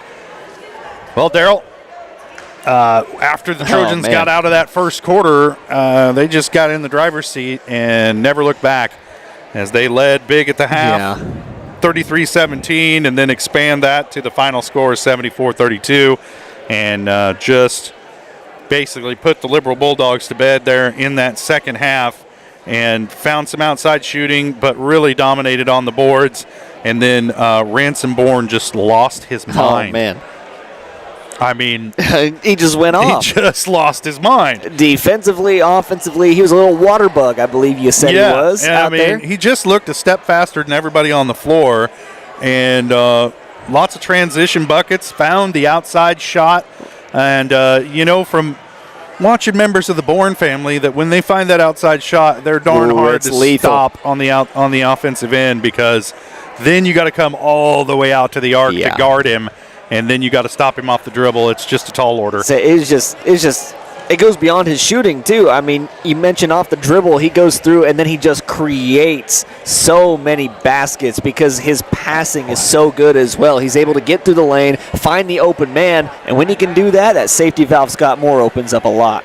Yeah, Trojans just really kind of found their offensive rhythm in that second half, and Liberal didn't have much of an answer for it. Trojan defense just stayed as tough in the second half as it was in the first half, eventually forcing, according to my limited stat-taking ability, 20 turnovers on Liberal in the game. Trojans just committing about 8 themselves, and a good, solid defensive effort, and finally the offense kind of came to life tonight for Girard, and you saw the effect. And this is a team that if they get hot, they have the pieces in place, Darryl, where they can really cause some people some fits, and tonight they did that to Liberal. Yeah, they just need to make sure they come out hot. It's been a slow start to these last 2 games, and yes, very early on in the season, just 2 games under their belt. But that's what we need to see. We need to see them come out and start a game the way they finish these games. All right, we'll step away for a quick break. We come back, we'll take a look at some of those final stats and hopefully get a chance to talk to Coach Rod Westcott tonight about this big win and put a bow on it from here in Girard. But for right now, you're watching the East Side Cafe postgame show on Girard Sports Live.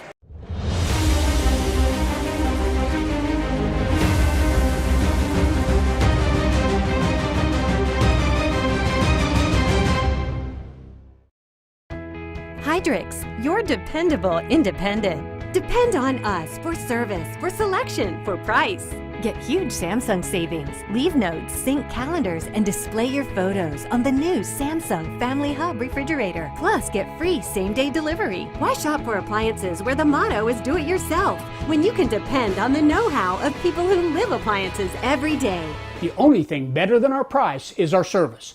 Hydrix, Fort Scott, and Girard.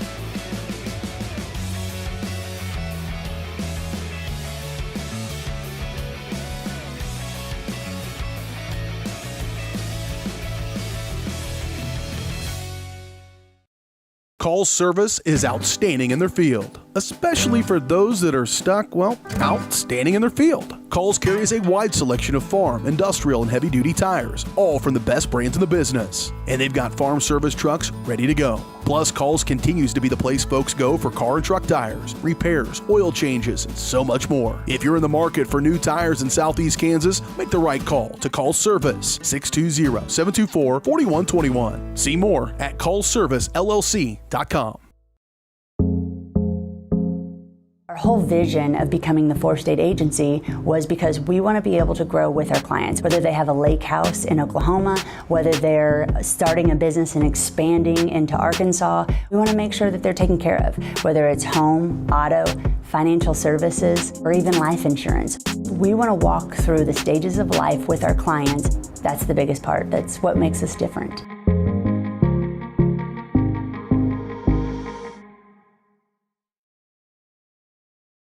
When it comes to your health care, you have a choice. Choose to stay local. Choose Girard Medical Center. For over 100 years, Girard Medical Center has been a part of the community, and they work every day to meet the health care needs of those they serve. With 6 locations in Southeast Kansas and an ever-expanding list of inpatient and outpatient services, you just don't have to travel anymore to get quality cutting-edge care, including many services you won't find elsewhere. Proud to serve Girard and the surrounding area. Learn more at girardmedicalcenter.com. Whether you're trying to make the most of the next harvest, navigating a changing business landscape, or planning for the next chapter in your life, the professionals at Prime Accounting Solutions are here to help. With 10 locations, Prime Accounting offers convenient, friendly accounting and tax services at a fair price. Payroll, bookkeeping, business planning, personal tax filing, and more. And now Prime is the place to go for insurance. Trojan fans can find us at 408B North Grand in Pittsburgh or call 620-232-7305. To find a location near you, go to primeaccounting.net.